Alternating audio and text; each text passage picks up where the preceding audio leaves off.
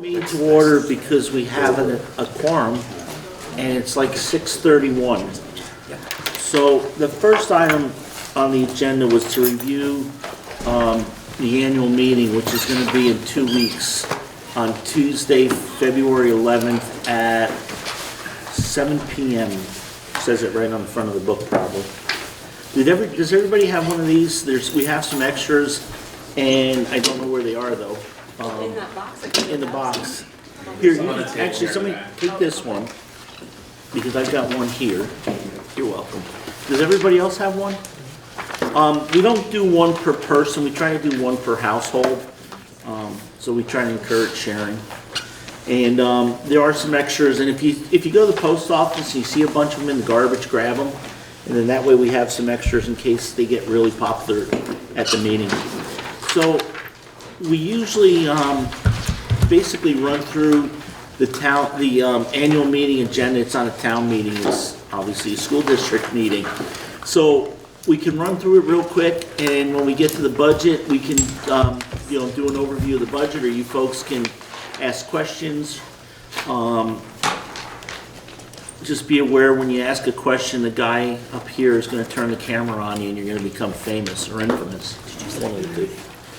So basically at 7 o'clock on Tuesday, February 11th, we're all going to meet at the town hall, which is the building down by the library, not to be confused with the office Randy works. And we're going to have, by floor vote, we elect a moderator and we set a stipend. The current moderator is Dr. Backus from Wardsboro, and he couldn't make tonight or next week's meeting, but he will be at the annual meeting, and he is interested in running again if somebody would be so inclined to nominate him. We need to elect a clerk, and we currently, Andrew serves as our clerk, and Andy has been very helpful to us, and really saved us a lot of headaches. We only had to have 4 votes, which other districts had to have more votes to form, but Andy stayed right on top of us. And Andy, you're willing to run again too, correct? If you'd like me to, sure. If the populace, not the board, but the voters. And then Marco Tellini, the treasurer for the town of Dover, also serves as the treasurer of the district. It's a little different than it used to be. When we were independent schools, the treasurer for the school district used to actually really do all the stuff, write the checks and enter and delete and do the payables and receivables. That now goes through central office because we're on a chart of accounts throughout the entire state and the district. So the treasurer basically serves as a person who approves the checks and reviews stuff and makes sure the business office stays honest. And I believe Marco hasn't told me any different that he'd like to serve. I didn't specifically ask him, but he didn't tell me that he wasn't happy. And then we have 3 auditors. Currently, our 3 auditors are, and Andrew, you're going to have to help me, Oh, gosh. Randy Capitani from Dover. Danielle? So, we haven't appointed her yet. Okay. The minister in East Dover Church, Pastor Bob. Pastor Bob, which I'm sure he's got a real name. I can't think of it. McIntyre, Bob McIntyre. And then we currently, Mr. Capitani. I was the and then Mark was the 3rd one, but because he was appointed to the school board, he had to resign from that position. And we do have a person who wrote a letter and would like to serve, and we're going to discuss that at the regular board meeting. And I haven't heard that any of the auditors don't want to serve again either. So, Article 5, shall the River Valley District set the annual stipend for school directors at $2,000 and for the chair $2,500. The mileage, Article 6, this is a pretty standard article we've done for several years. Instead of voting a mileage, the federal government comes out with a mileage once a year. So we are gonna, we just usually go with that mileage, or I'm sorry, once a month. So we use that for our mileage. Article 7 is a real familiar article. The Dover voters are more recently familiar with Wardsboro. We're asking that we take $200,000 out of our general reserves and use that to what we call buy down the tax rate. $200,000 is equivalent to several cents on the tax rate. We're not exactly sure what it equates to because until the legislature gets done in Montpelier and sets a bunch of numbers like the block grant amounts and the how much they're going to put into the ed fund, the yield, and some other stuff.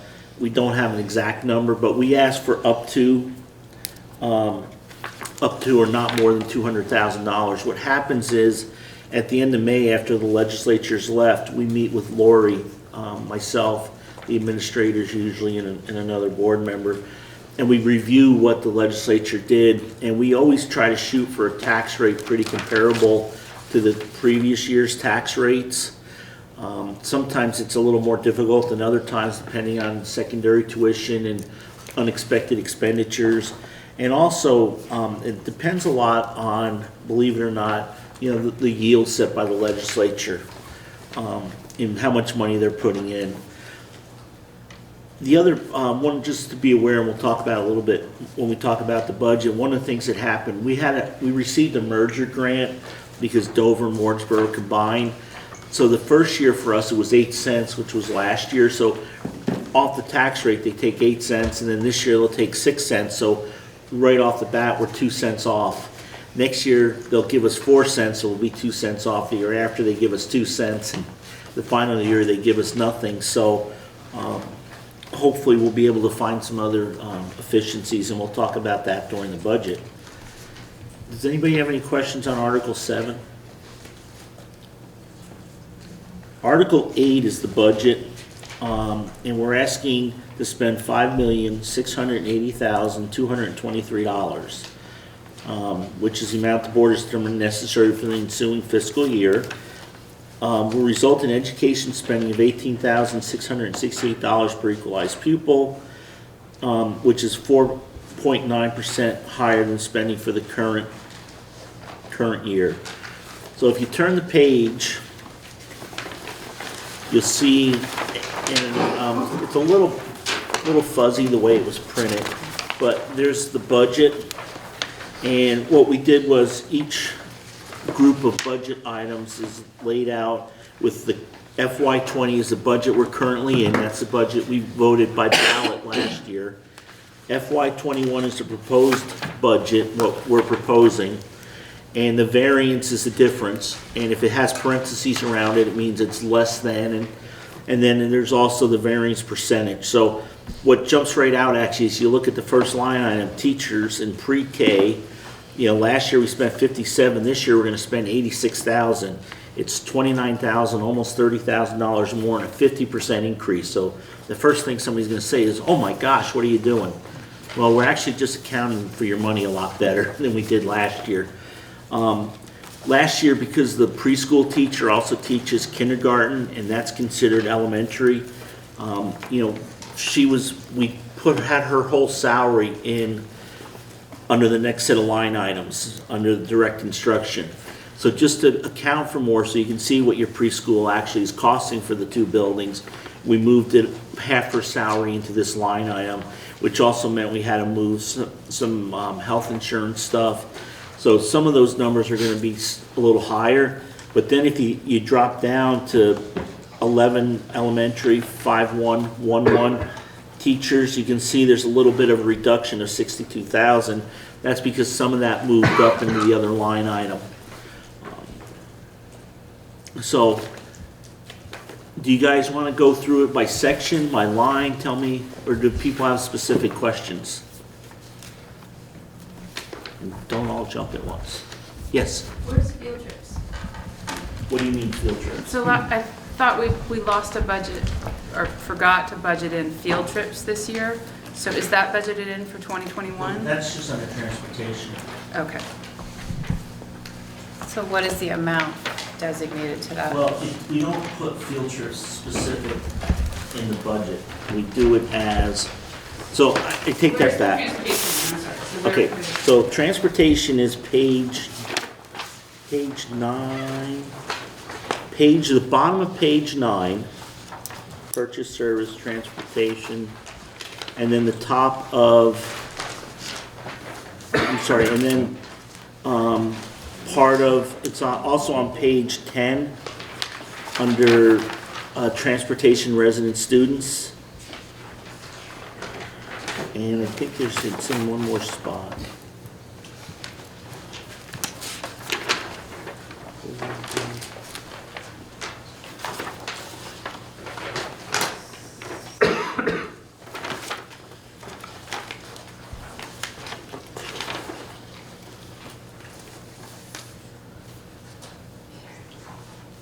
Should only be 2 spots for Yeah, elementary. page 9 is the elementary, 2711 total, it's on the bottom.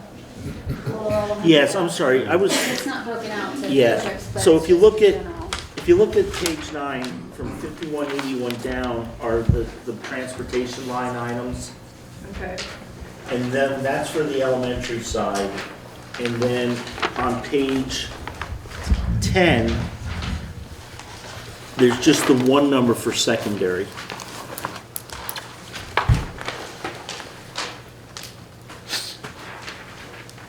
And it says purchase service from Public Vermont LEA. And what that is, that's from West River. We both, Dover and Wardsboro participate with West River. And then there's also under classrooms, direct instruction, there's usually a line item for like fees for field trips. Oh, are you talking about Kuwait specifically? Didn't Kuwait, we forget the budget last year? Right, that was the field trip that's the only one I'm aware of that wasn't budgeted completely for. And that is in this year's budget. Anything else? And again, one of the things is we really, and I'd be interested to hear from you folks, we really batted around. Last year, we just kind of published the sections, like direct instruction, instead of trying to get every line item in there. And we make the line items available online. And I didn't know if that was easier. Some people like to look at it online. Some people like to look at it on paper. We'd be really interested to hear what people think about this, because we try to make, a pamphlet we can send out that's helpful and useful. But if people don't like the line items in there and rather just see, groupings of the budget or subgroups, we can do that too, if anybody has any comments about that. Rich, Yes? I had a couple people come in my office looking for the report because they wanted the line items specifically, just so you know. I like the line items too, and more information the better. You may have just answered this, but what is the purchased from, it shows up in every single item, purchased Okay. from Public Vermont, Yeah, what's so- LEA? So if you look at the left, the account numbers, and what's happened is we went to a statewide standard accounting system, and we're like one of 13 or 14 districts that actually have used this, and everybody else is supposed to come into it. So if you look at line items, and I have my note here, if it's got a 5591 code, that's purchased through the supervisory union. So a lot of stuff we do, like transportation, is all supposed to go through the supervisory union. There was a law passed several years ago. Because the people that provide transportation can't do the entire district, we actually get a waiver for Dover, and in Wyndham Central, Marlboro also gets a waiver. So we can actually do some of our own transportation. That's why Dover always had buses and bus drivers. And that's really unique to Dover and Marlboro. Actually, our recording secretary was the Marlboro driver for years and years. But we still have to go through the central office, which is kind of funky because, the central office pays the bill and then we pay them back. So it's a wash. They don't add any money to it. There's no processing fees, but it has to go through the supervisory union. The one on page 11 is actually, that we do purchase from the central office. So that's, Wardsboro uses West River Transportation for the Wardsboro Elementary, most of their, and the high schools. And what happens is Wyndham Central gets a bill for X number of dollars, and then they divide it amongst the schools that participate, which include the Wardsboro, some Dover for the transportation down to the Career Center, and also for high school transportation. So that makes sense for transportation, but on page 7, under elementary K through 6, there's also a purchase services from the supervisory union of $77,000 that wasn't there last year. No, that was, so that is, hang on a second. So I'm assuming there's more than just transportation being purchased. 'Cause it would be Well, under direct transportation. instruction, that's not transportation. So Right. direct instruction is teachers or people that the students, the teachers or generalists that work with the students. It's not specific to like guidance or Same concept, anything. we're paying in and they're paying us, but it just doesn't explain what it's for. But 55, but having it be transportation doesn't make sense. Tuition and private law. It's in that first section, under total pre-K and 55.62? elementary. That's a 55.91. Under About employee halfway down. benefits. Yeah, that's professional development. 55, I'm sorry. Under, no. right, under direct instruction, above direct instruction. In special education. Elementary, Yeah. Okay, so that's, I'm sorry. The 20,000 that went to 45,000? No, the above direct instruction, 1, 2, 3, 4, 5, 6, 7 lines up is purchase services from supervisory union of 77,000. It's coded 5591 as well. Oh, I'm still in pre-K, I'm sorry. That's where it is. That isn't pre-K. No, It's it's not. not, it's below, it's elementary. It's a little confusing how it's, the totals are below it and there's, could use like a couple extra bolded borders. Yes. It's a little confusing to get to. But some are positive, some are negative. I'm just curious what all is included in what we purchased from supervisor. Okay, so this was the, last year, we were going to do the support team, support teacher in the Dover building. And instead of having it be an employee of Dover, it's an employee of Wyndham Central. So we just pay them all the costs for that position. So instead of us paying it out of our budget as an employee, we hire Wyndham Central to get us a person in here. And then that allows us, if it's a position that we don't need anymore, we can just stop purchasing the services. So if our administration tells us that, the position isn't needed, or we only need a half-time position, and that was, it used to be called agency fund, and that's what we do with Wyndham Central, is a lot of the smaller schools don't need a full-time band teacher. Right. And they don't need a full-time, maybe gym, librarian, art, different positions. So what we do is, it's hard to find somebody who wants to just work 1 day a week, and it's also not fair to a person who goes to 5 different schools 1 day a week and has 5 different employers. So Wyndham Central hires them, and then we contract out with them. So it gets a little skewed because, like you'll look and see that the music band teacher, under music band, it's, it increased 12.49%. And when you look at, the purchase service, it went from 23 to 21, which is 7.5% increase. But that's not like the salary increase the person got. That includes our share of his benefits, including his health insurance. So instead of us paying his health and paying for his vacation, holidays pay, it's all just put into one number, then divided by, some schools have them half-time or half a day, some schools have them a day. At one time, Dover had like a 1.5 day position. Right, okay, that makes sense. And I'm looking at it different, because I can't read this very well, so I was looking at a cheat sheet. Pardon? You have a question? Oh. The other thing is, when Lori went through this, she brings us rulers, but then she takes them back. Any other questions on the budget? Go ahead. Are we moving forward with IB again, and where is that within here? Well, IB is kind of part of, it's part, the teachers are trained to teach it, so it's not a separate line item. It's not like the teacher, if the teacher's doing a lunch duty, we assign that. So it's part of the teacher's salary. And then under, and it's on page,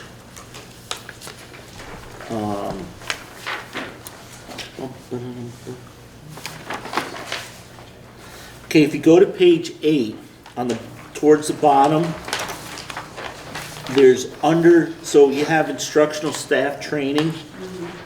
Part of that, some of that is focused towards IB, and then the school focus professional development is also some IB and some STEAM.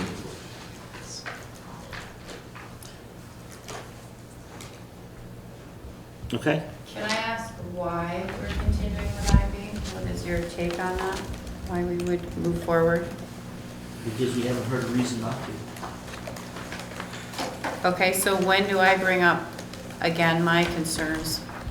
'Cause, I mean, I see nothing but negative from You a see parent what? perspective, nothing but negative. Okay. We've never had anybody tell us anything negative at all, or express any negativity about it, so.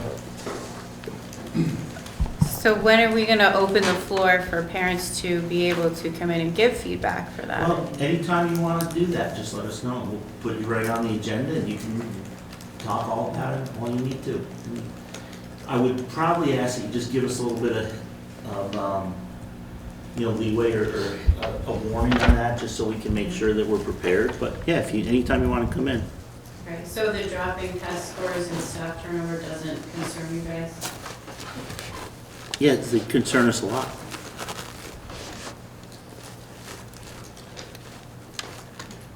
You all set? I'm confused why you would move forward if you can see the negative effects yourself. Why wouldn't we accept what's happening and put it aside and move on? We tried Because I something don't- new and it's I not don't- working. nobody's come to that conclusion, nobody's brought that up. We know that the test scores are dropping, there's other reasons they're dropping, it's not, I don't believe it's IB, I don't know if IB is affecting it, maybe they would drop a lot more with IB. So I'd be interested to see what information you have that would show that. So definitely be more than willing to talk to you, just let us know, we'll put you on the agenda and you can have the floor and give us what you think. Do you have a ballpark number what we're putting in financially to have this? Yeah, roughly 30,000. Okay? Go ahead.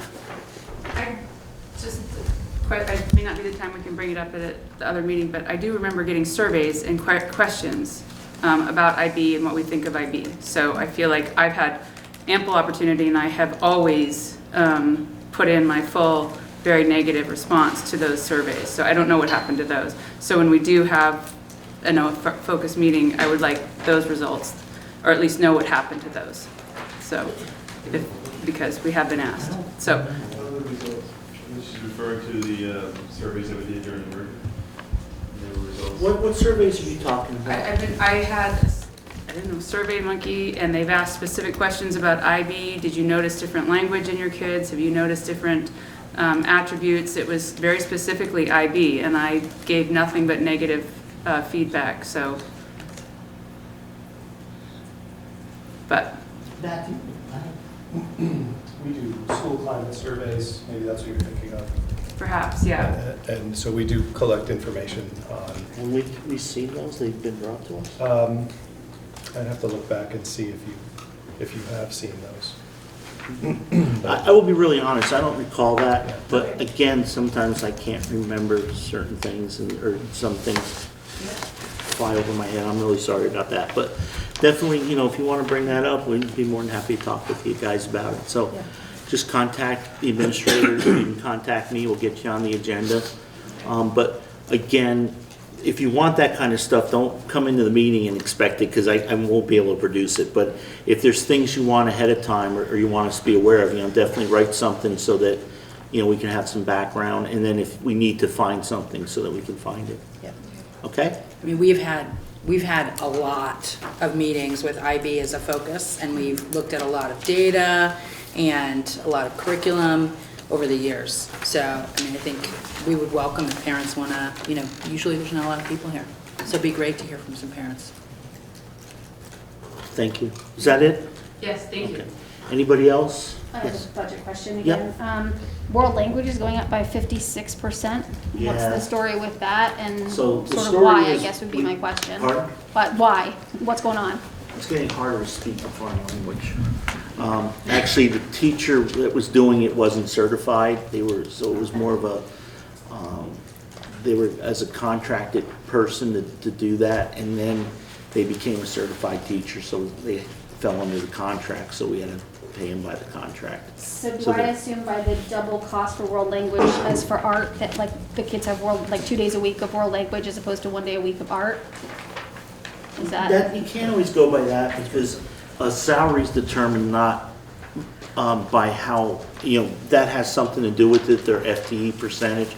Obviously, a 1.0, which is a full-time, would technically be half of a 0.5, Right. but there's a And obviously schedule. there are other factors. Right, there's other But I guess, factors. so I guess my question is, do they have Spanish twice a week and do they have art once a week?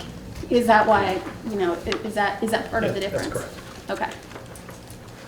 It's not exactly a, 2-to-1 correlation Right. because But- different experience. But they do see it more often than they Education, would yeah. see in art classes, I guess my question. Okay.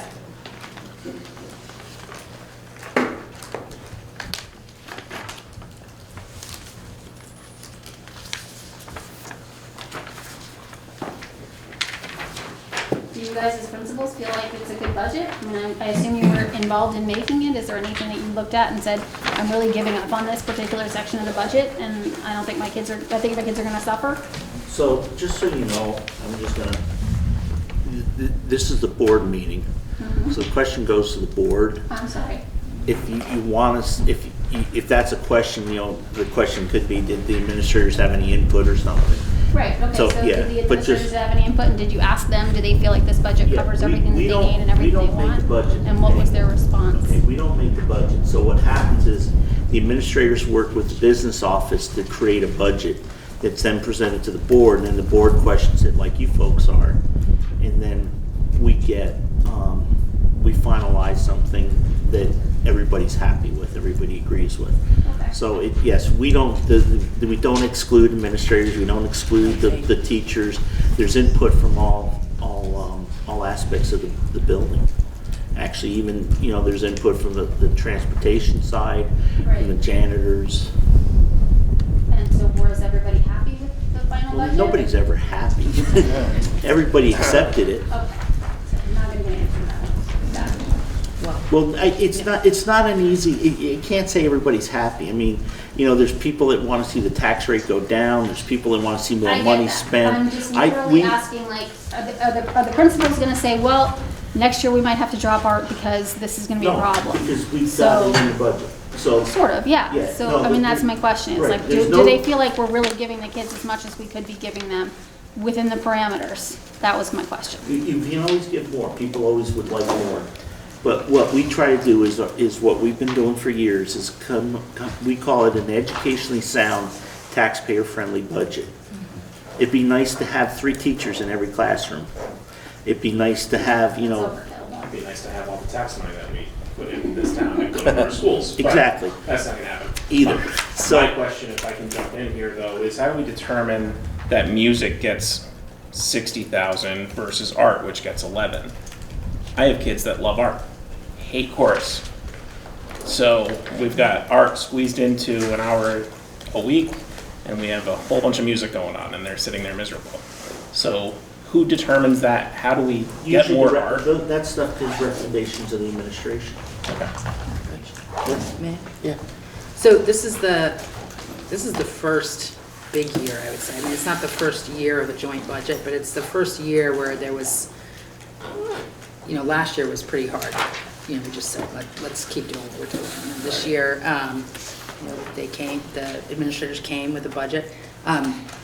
You may have seen, once they came with a budget, I did something that, some might consider unfair and said, if we asked you to cut, a certain amount, what would you cut? And ended up kind of backing off on that. But that is something that a board might say at the beginning of the budget process next year. It might say that. And really, it's because we might get that question at town meeting. someone might say to us, like, we're spending too much money, we want to know how we can cut this, by $200,000. And I would want to know what our educational professionals would recommend. But that's not where we are right now. As I said, I kind of backed off on that. And this is still a new joint district that is kind of feeling its way. There are some traditional things that are continuing to happen. We're kind of figuring that out as we're going along, how to improve, build off best practices in different buildings, different curriculums, how to enhance other things. So I don't know if that's And helpful. one of the things we're really hoping for, it was kind of exciting when we were first doing the study on the joint district, because we thought we were going to form a new district and start like from scratch. And really, basically, last year we took the two budgets and just put them together, and nothing really changed. And then this year we added some stuff. We added the STEAM in Wardsboro.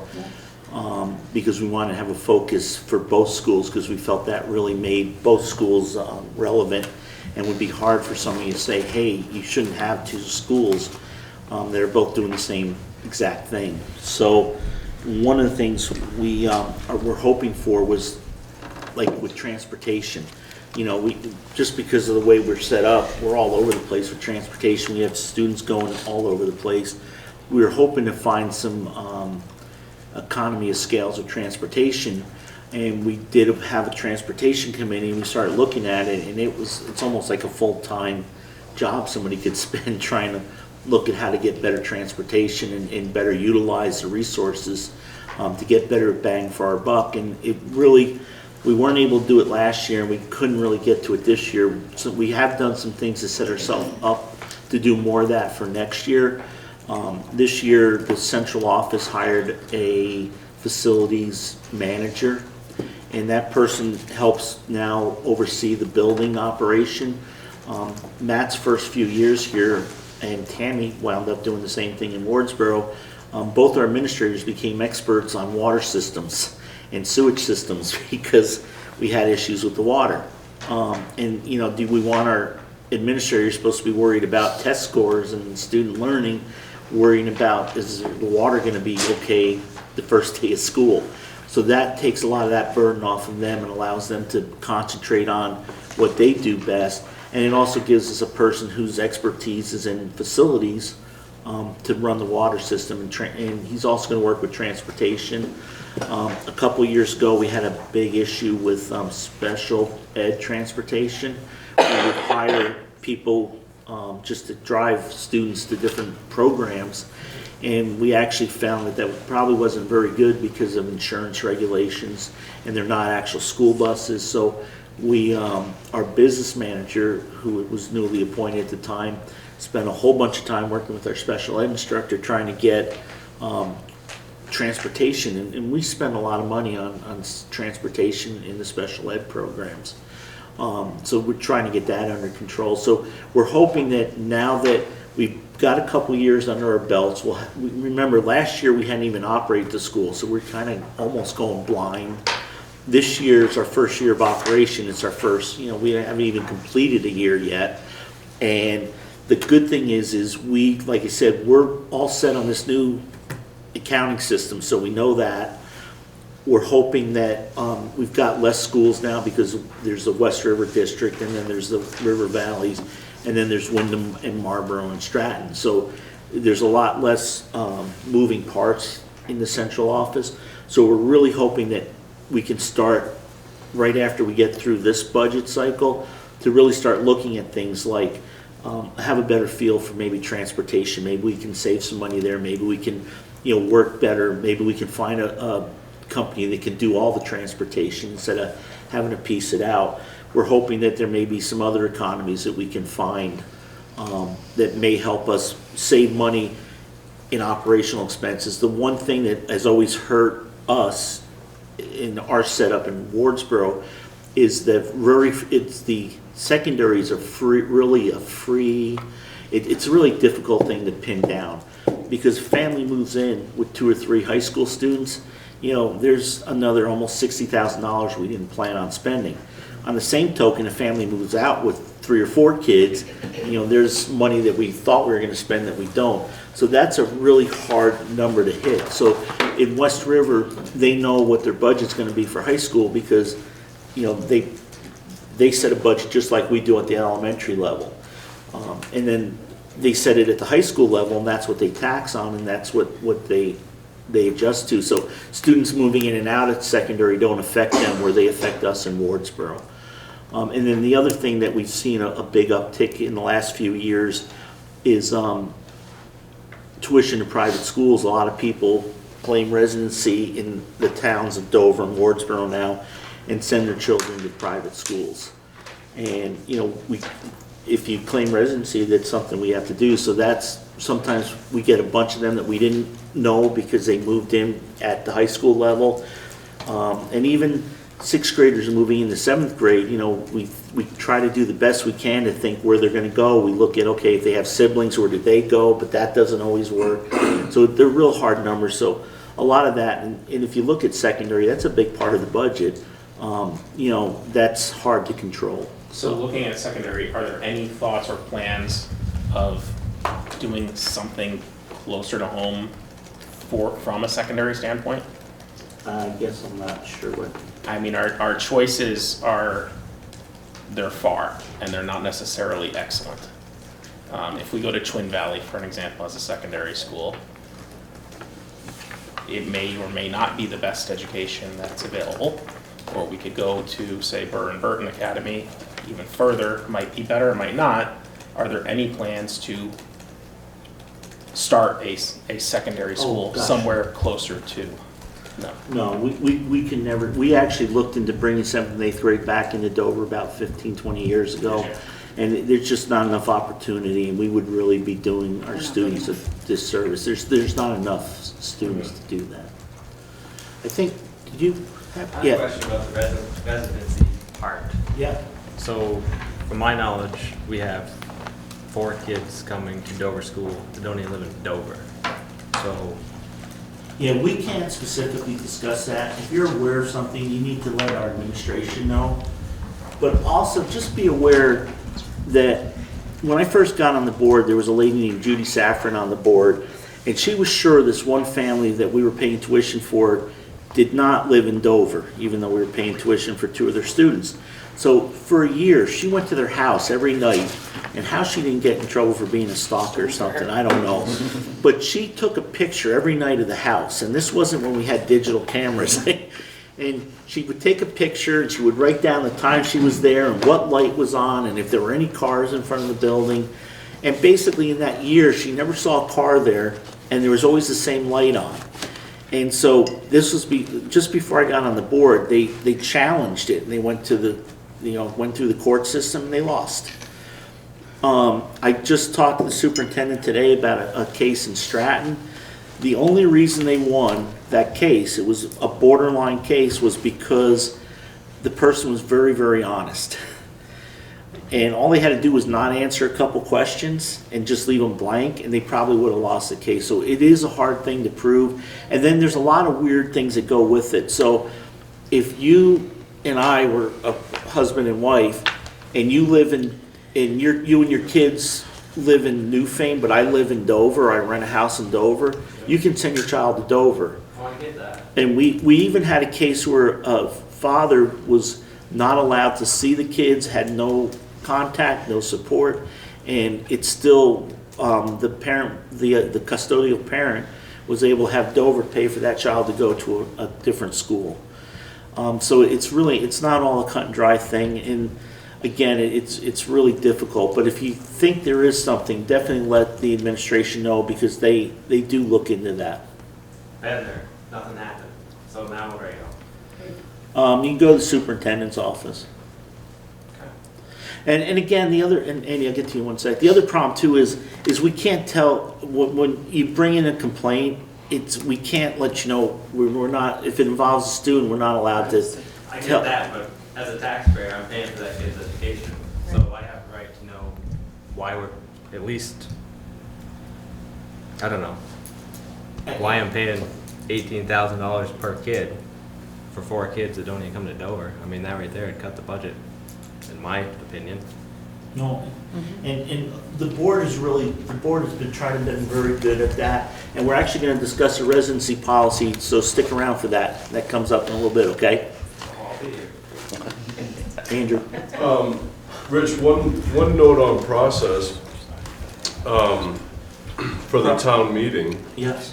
One of the super cool things that we did last year was we voted to keep our budget process from the floor, right? Which allows this kind of discussion to carry forward into the annual meeting, right? So when the article comes up for the budget number, it's perfectly legitimate for somebody to stand up and say, hey, I'd like the art budget funded to the level that the music budget is funded to. I move to amend the article to increase that big number by 20 grand. Second, and then we all discuss it and we vote on it. That's, in my opinion, one of the best things about our annual meeting is the fact that we can actually make a difference. And maybe that particular item is not right for that kind of action, but just so everybody knows, you know, this is our budget. There's a lot about the school budget that we can't mess with. But there are things that we can, and that's kind of a cool thing. And that was why we brought that up last year, because the problem is, you know, when it's a yes or no vote, and people go in and they write yes, okay, they agreed with the budget. They write no, we don't know, did they vote no because the budget was too high, or was it too low, or did it miss something? So that's why we really appreciate the discussion. Sometimes we get a little flustered because we're not sure which line item you're looking at. My eyes are getting bad. But we really do appreciate that. We appreciate questions because it really shows that you guys care about that, and it makes us feel better too, because a lot of times when we just run through with nobody asking questions, it kind of feels funny. You know, we're asking to spend $5.5 million. So I present my question for the board. Here's my question. Last year, I felt like we all voted on the school budget and it passed and it was great, but then there were a lot of changes at the school. Changes in the amount of time kids had certain activities, changes in the teaching staff, things like that. And some of that may have been merger, some of that may have been fiscally related, some of that may have been something completely different, personal issues, whatever. So I guess my question is, with this budget, will my child see a different amount of time in their electives, different amount of time academically, and will my child see any other major changes in their school day? Or will this basically allow for conceptual improvement year over year, but essentially not having any surprises? Well, so we don't control staff. Okay, if somebody wants to go get a job somewhere else, retired, Which they I can get, change. but I'm saying fiscally, So hang are on, we hang on, allowing for the same amount of stuff? hang on. You asked the question, I'm gonna answer it. Okay, this budget has everything the same. There's a couple little changes, but pretty much everything is the same. We've moved some stuff around to better account for it, like the pre-kindergarten teacher in Wardsboro. But most everything is gonna be the same as it was. We did not change anything. We did not add art. We did not withdraw from art. We did not, we had a position that was gonna be funded in the school, but we were funding it through Wyndham Central. So I don't believe we've changed anything except we reduced the librarian, the media specialist in this building, a portion to add some time in the Wardsboro building. Okay, so we'll see a difference in the media specialist being here, but. Right. But we have not changed any classroom. And again, we don't know, contracts don't go out till April.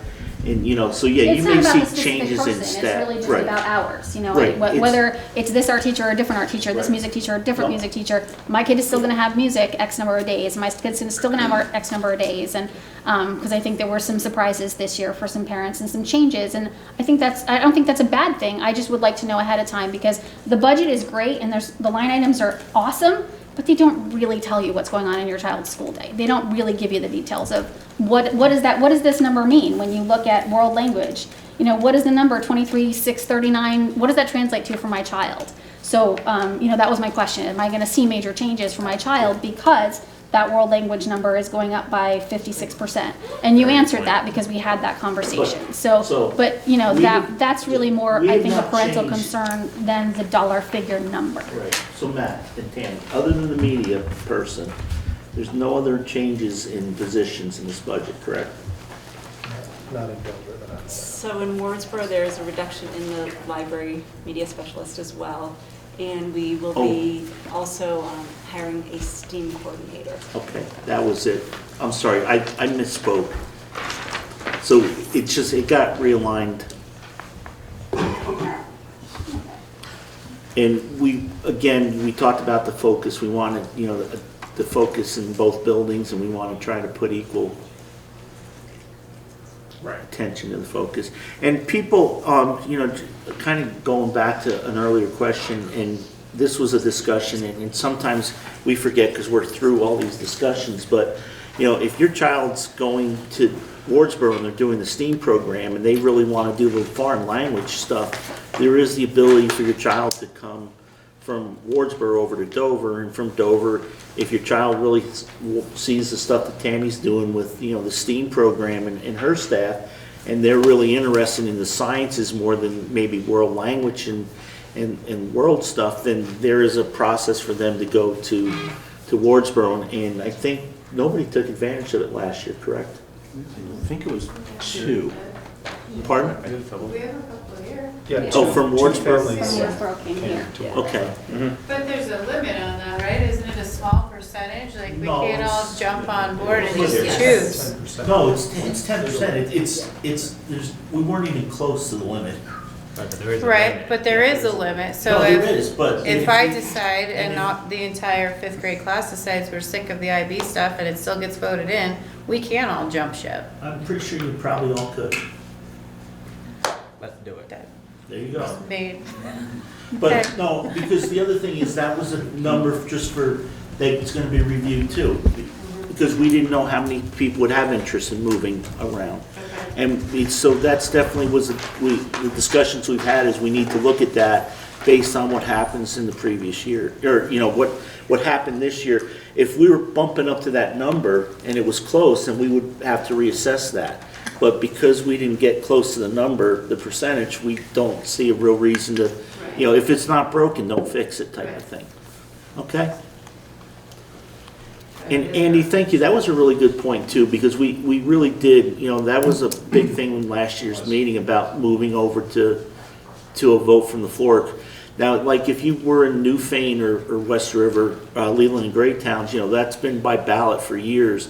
But both Wardsboro and Dover had been used to floor votes, but unfortunately for the first year, we had to do a ballot vote, and that was part of the way the law was written. So we were able to change that. We're going to talk to you about a couple other changes as we get through. So is everybody okay with the budget for now? Yes, ma'am. May I add a couple of items? Sure. Just a quick thing on Ms. Smith's comment about surveys. We do receive surveys. We do review them with staff. In my experience with the surveys that we've received, we have had some negative response to IB. It's not been overwhelming. The general response is quite positive. Most people feel confident in the IB program and what it brings to the school and to the town.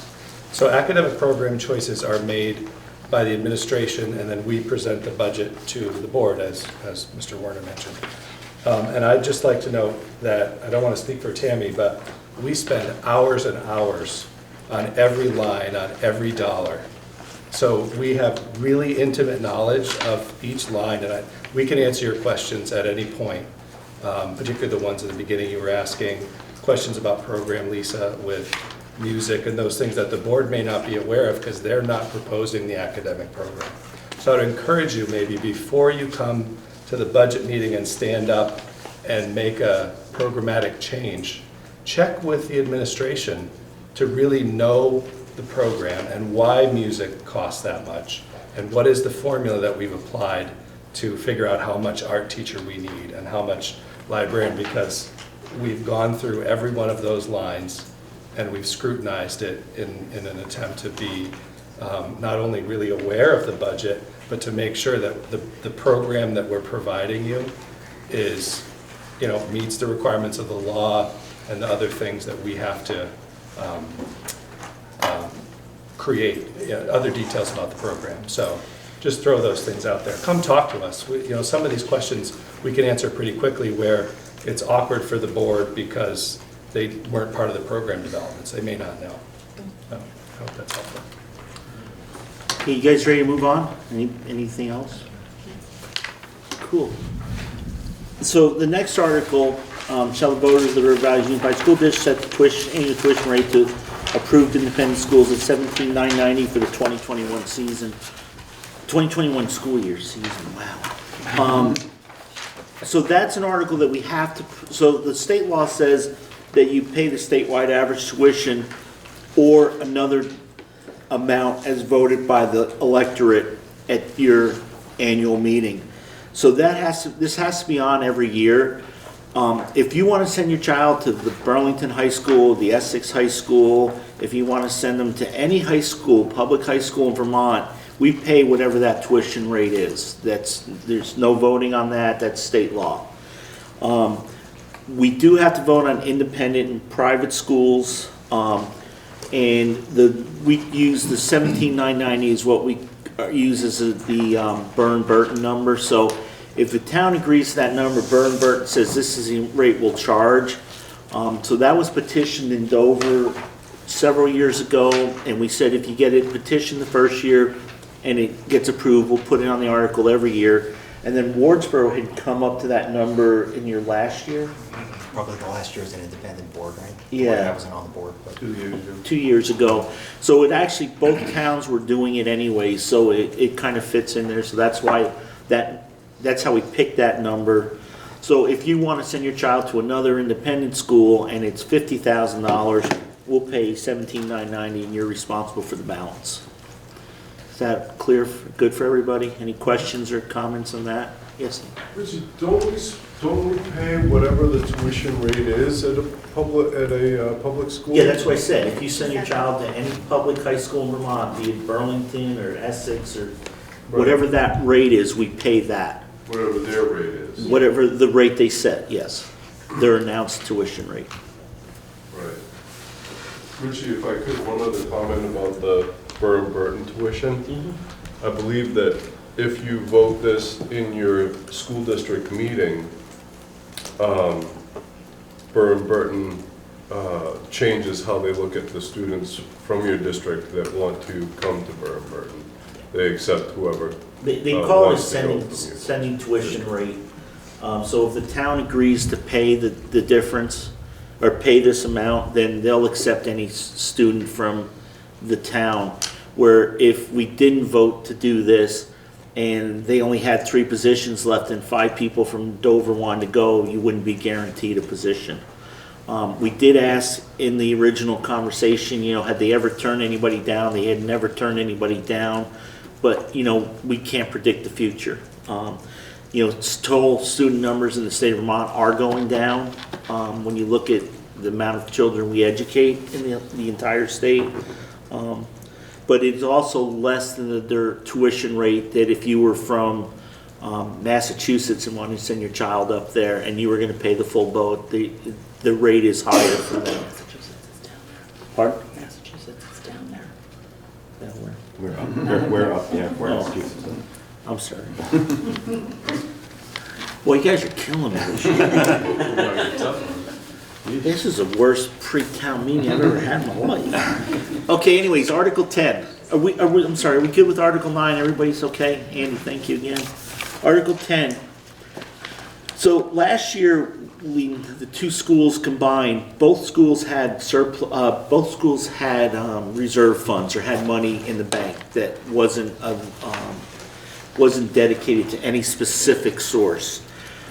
So this year, we wanted to vote to put the money into specific reserve groupings. And we did this in Dover a few years ago when we had close to $1 million in reserves, because we didn't want the state to look at us and say, hey, wow, you got all that extra money, that's our money, let's take it back. So we had actually set up 3 or 4, I think we had 4 or 5 reserves in Dover. And then Wardsboro just had theirs as a general reserve. So what we're proposing is, and we have the money in the reserve fund right now, so we're just gonna assign it to different accounts. So we were gonna have a reserve fund, and that amount is gonna have $564,143 in it. Except that $200,000 of that was dedicated last year to this current year's budget. We haven't had to move it yet, but it's gonna be in, it's committed or it's spoken for. If we run a surplus this year, we won't need it all, but if we don't run a surplus, we are gonna need to move 200 out. The other thing is, we're asking you to move 200,000, a couple in Article 7. That would also come out of just reserve fund. So that would leave 164,143. So although it looks like a big number, it's got some commitments to it, and it's not as big a number as it looks like. Then under B, we wanted to do 2 capital improvement funds. So the first one is for buildings, and we're gonna ask that 200,000 go into that fund. So that would be like if we have to do a roof, if we have to do another water system, any big expenditures, so that we don't say to you, hey, you know what, this year we have to do the roofs on this building went on the year after the addition. So they're over 20 years old. We've always been told that a roof like on this building, it's gonna be fine. They said, just imagine a mirror. The mirror is always fine until it gets that first little crack in it, and then it just falls apart.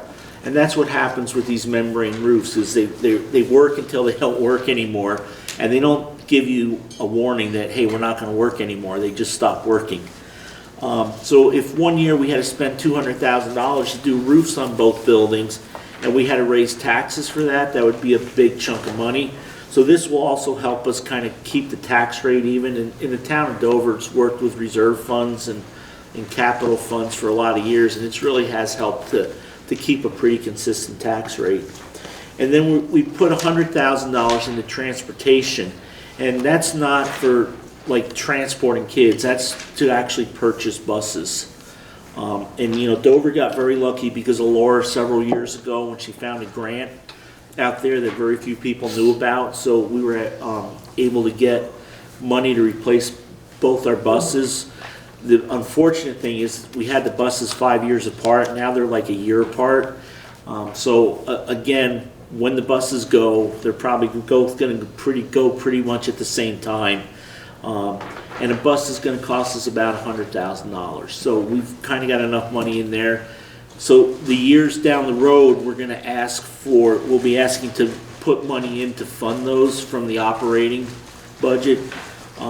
We used to put like $40,000 a year into the building fund for just Dover, and we're doing $12,500 into the transportation fund, but we'll have a better feel next year because maybe we don't need 2 buses. Maybe we can get away with 1.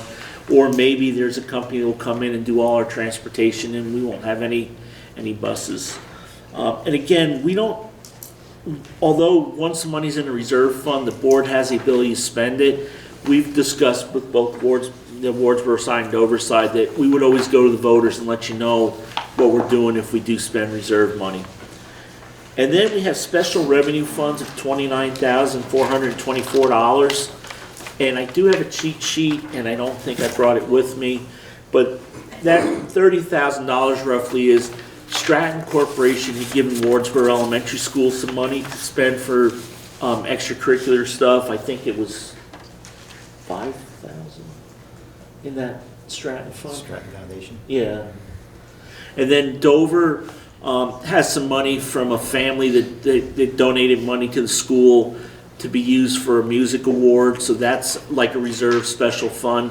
So we still have to account for it, but that's what that $30,000. And I'm really sorry, I do somewhere have that breakdown of how we got to that $29,424, and I'll have that for the next meeting and for the annual meeting. But what we're asking you folks is not to. So you're not going to raise this money. This money's already raised. We're just going to ask you to create these funds and assign that money to those funds. Does that make sense, everybody? Are there any questions?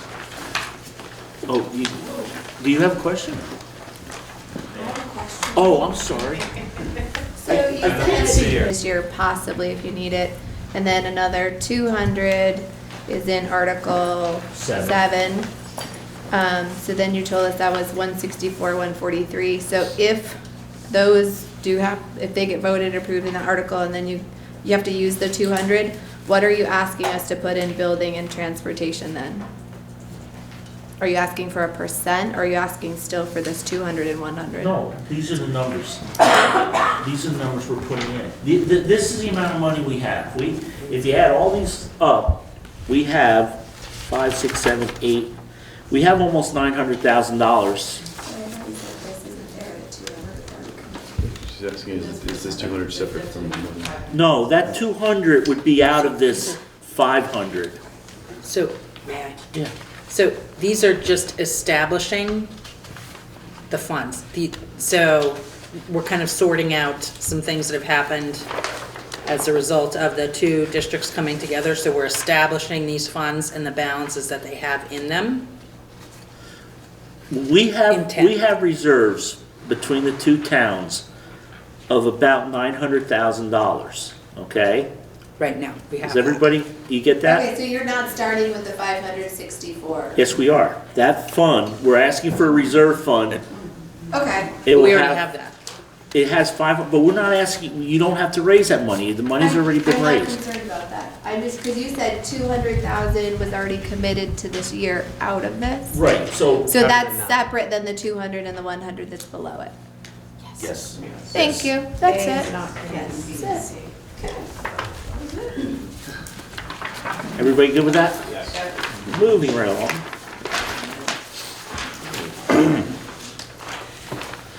So this is an article we've done in Dover for many years. So the voters of River Valley's authorized moving the operational surplus, if any, from the FY20 to the reserve fund.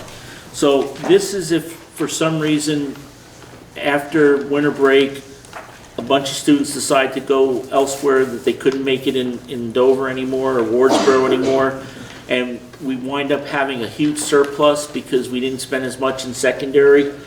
That money will immediately, once the year closes, FY 20 closes June 30th of 2020, if there's any surplus, it will go into the reserve fund.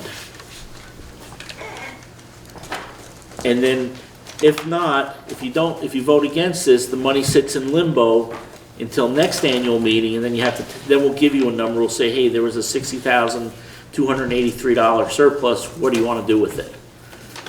So we've always put it in the reserve fund. That way, we can then use it. We have a better feel for the numbers, and then next year when we do our budget, we can look and say, okay, we recommend we can move some money over to help offset taxes, or some of that money could go to maybe do a purchase of something that we were looking at buying. But then again, you folks get to tell us what to do with it then. Any questions on that?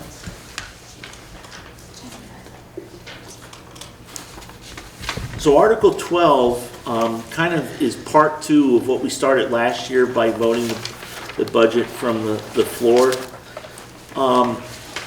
Those of you that have been in Dover for a while know that when Act 60 first came out, we would go to town meeting and we would ask that, we would present a budget, but we would ask that the voters postpone indefinitely voting on the budget. And then we would wait for the legislature to get out of Montpelier and close. And then we would be able to give you guys real numbers on what we can do, what the tax rate's going to be. So remember, right now, we're giving you a budget that we're voting on. But we can't tell you, we can give you right now what the tax rate will be, but it's not going to be the tax rate that's going to be set at the end of the legislative session. Because again, we talk about the yield, what the state actually sets the tax rates at, and how much they're going to give us, and what they're going to do with categorical grants, and any other item that may come up. So by us asking to move the meeting to the second Tuesday of April, we'll start our budgeting process sometime in probably the beginning of January to the middle of January, and then we'll be doing these kind of meetings in March. And although legislature won't be out, all the bills have to cross over right after town meeting or before town meeting. It's It ends up being just after. just after town meeting. So we have a pretty good feel. So as an example, when we started putting the budget together, it looked like we were gonna be in the penalty box, and it also looked like tax rates were gonna go up double digits in both towns. And after we did the initial budget in December, and we got the budget prepared to go out to you in this pamphlet, some numbers had been changed, the yield had changed, and it actually reduced the tax rate by almost 5 cents for both towns. And that was just one change in one number, the yield number, which is a big number. But, it also depends what the legislature finds for surplus money. Remember, the governor, last year we presented you 3 or 4 different numbers, and the governor chose to buy down the tax rate or increase the yield. Which did he do last year? He brought down the tax rate. So if there's certain, there was just a thing on, in Vermont Digger recently that supposedly the auditor, whoever does the tax forecasting for the state of Vermont, supposedly there's several $1 million in the ed fund above and beyond what they're supposed to have in reserves. So that may help, reduce some tax rates or increase the yield. Because we've changed what's going into the education fund, and people are wanting to monkey around a little bit. Yeah, and then again too, there's always, Peter Shumlin stood here when Act 60 came out. He was our senator at the time, and he said that, this is not going to be like the transportation fund. The minute they take money out of the ed fund and give it to anything but to rec payments to supervisory unions and school districts, Act 60 will go away. Well, every year 2, they took money out and gave it to other places, and they just change the law every year. And the town of Dover actually sued the state 2 or 3 different times to make them actually do the law change. So, it was a hollow victory because it didn't really change anything. So there's always money moving in and out, so it's always difficult to know where exactly we're going to be. So is this, the February 11th meeting would in the future be on April, or is it Yes. a different No, meeting? the- So this year, we're going to vote on it February 11th, but it would be in future years that we would instead do April. Yeah, so you don't have to do 2 meetings this year. Right, We no, would I get meet- that. Yeah. And we just think it gives us a look. And the other problem too, and it could still happen in April, we've seen it before, but there's been town meetings we thought of canceling before because of huge snowstorms. Last year in Wardsboro was a pretty good snowstorm that day. Hopefully we get into April and there's less chance of that, but there's no guarantee. We've had 2-foot snowstorms on April 15th. But informative wise, it is BVA's spring break week, 2nd week of April, even though Dover does 3rd week of April, just so we know, just so families know, families that haven't planned out. But also you have competitive athlete families in this town, and in Wardsboro, and this year Nationals ends the 8th of April, but those families may also be impacted in future years if those dates happen to change, that they may not be able to attend. So the fact that it's actually their school budget that they'd be voting on, and if they're not present, they're not voting, that may impact some of those families. So it's just my 2 cents in And there. again, we're never going to find a day that I get it. isn't I'm in just, conflict. It's worth throwing it out there Yeah. so that families know. There's also so I think this is a great conversation for town, for town meeting. There's also an element of if a budget gets voted down, making sure you have enough time to come back with another budget before July 1st. Yeah. So. Well, actually, we have to, so it's not July 1st, so if you vote the budget down, you have to have a warning period.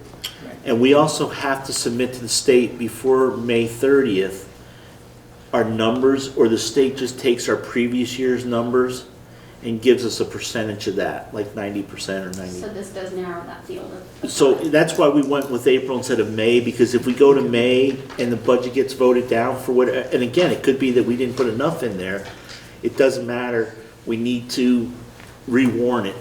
The only good thing, again, like Andy brought up, was having it be a floor vote. Somebody can stand up and say, that $5.6 million just doesn't sound like enough. I think you should spend $6.6 million. And, you get to vote on that right then and there. And you get to make that decision. So technically, very rarely do you see a floor budget get voted down because it can usually be amended to make the majority feel good. You can't do that on a ballot. The ballot's a lot harder because, again, there's no first or second choice. you can't vote no, but if you reduced it $50, I would vote yes. That makes sense? And we hope you bring those points up at the annual meeting too. Don't, not just because you brought it here, but bring it up there so, people can discuss that. It's a very good point. Anything else on changing the date?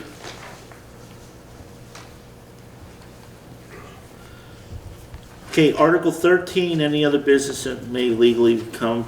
So you can bring up, if something isn't warned, you can't vote a binding vote on an unwarned topic, because let's say we were going to vote to paint all the schools bright orange, fluorescent orange, and spend $50 to do that. Somebody may say, okay, there's nothing that I want to go to the meeting for, but if they saw that there was an article in there to paint the building bright orange and spend a lot of money to do it, they may have come to that meeting. But this is where you can make suggestions, comments, ask questions that maybe weren't covered in other articles, but nothing binding happens in there. And then this is a little little different. Because the way we're set up as a joint district, Dover school directors have always been voted on by ballot. And so the time we do the ballot is at town meeting. So at town meeting day, you'll vote for a Dover director by ballot. And Wardsboro's history has always been they voted from the floor for officers, just like we're voting for the moderator from the floor here. So on town meeting day, the Wardsboro town will vote, and we don't vote cross towns. Like West River has an at-large member, so everybody from Newfane, Brookline, Townsend, Jamaica, all gets to vote for one person, and their votes are all commingled. But in our district, the way it's set up is only those people from that town get to vote for that director, school director. And I think petitions had to be turned in, right, Andy? Yeah, 5 o'clock today. Okay. So because now that we have 3 directors in each town, everybody has a 3-year term. There's not some 3 and some 2 like there used to be. So every year you'll vote at least one director. Just so you know, we did have a resignation. Carrie resigned from the board midterm, and Mark took her place. Her term was up this year anyways, so Mark is going to run for that position. But if Carrie had just been elected last year and had 2 more years, then you would see 2 people, because somebody would have to run for the remainder of that term, and then the person for the 3-year term is up. So, don't take it that I said, oh, you vote one person every year, and in a couple of years you see 2 names on there. That's the only time you would see multiple names. Is there any questions on that? And then I know in Wardsboro they like to go to the meeting too, because I went to the Wardsboro meeting once and they tried to get everybody on the floor everybody who was in the meeting to become a director, and nobody wanted it. And eventually Dwight gave in and accepted it. And then we just, voters adjourn and reconvene. So that's it. That's all I got. Anybody, anything else on the annual school meeting? So we're going to do this again next Monday in Wardsboro at the school, and then we'll see all of you at Dover Town Hall the 11th. Rain or shine. Thank you. Thank you, folks. We really appreciate everybody coming out. So I'm going to move on to additions or deletions to the agenda. Waiting study Yeah. Under new business, I'm going to have waiting study. and the February 10th special meeting from WCSU. We've got a lot of ways to fill you. And then also under executive session, I want to add superintendent evaluation.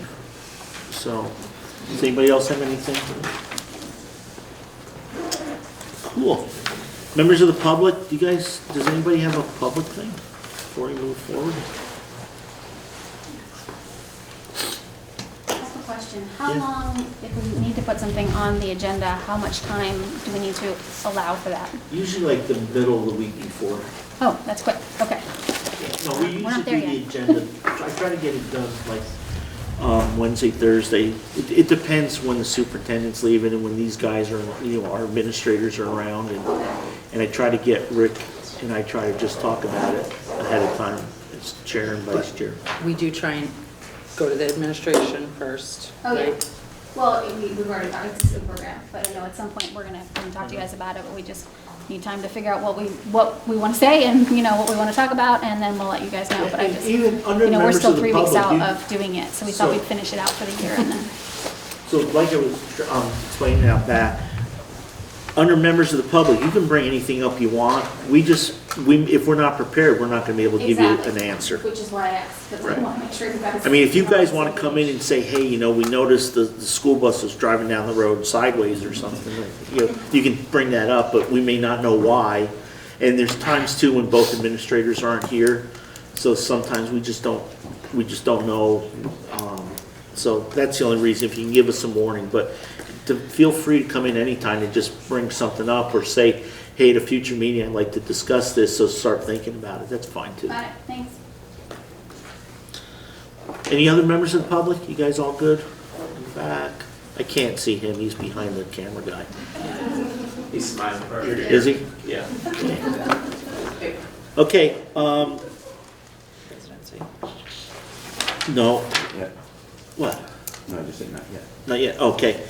So, we got a letter from Danielle L. Salway. Salway? Yes. Okay. I'm sorry, what? I said it right, okay. Letter is in reference to the auditor review position for the Dover School Board. I would like to apply for the position. I have a strong background when it comes to looking at financial reports. I'm the acting business manager for Mount Snow Academy in West Dover. The position requires me to keep control of the bookkeeping, prepare the taxes for a 501c3 organization, prepare the year-end financial statements, and much more. I also own a small business bookkeeping and business management company. In this role, I manage the bookkeeping, payroll, and tax and financial preparation.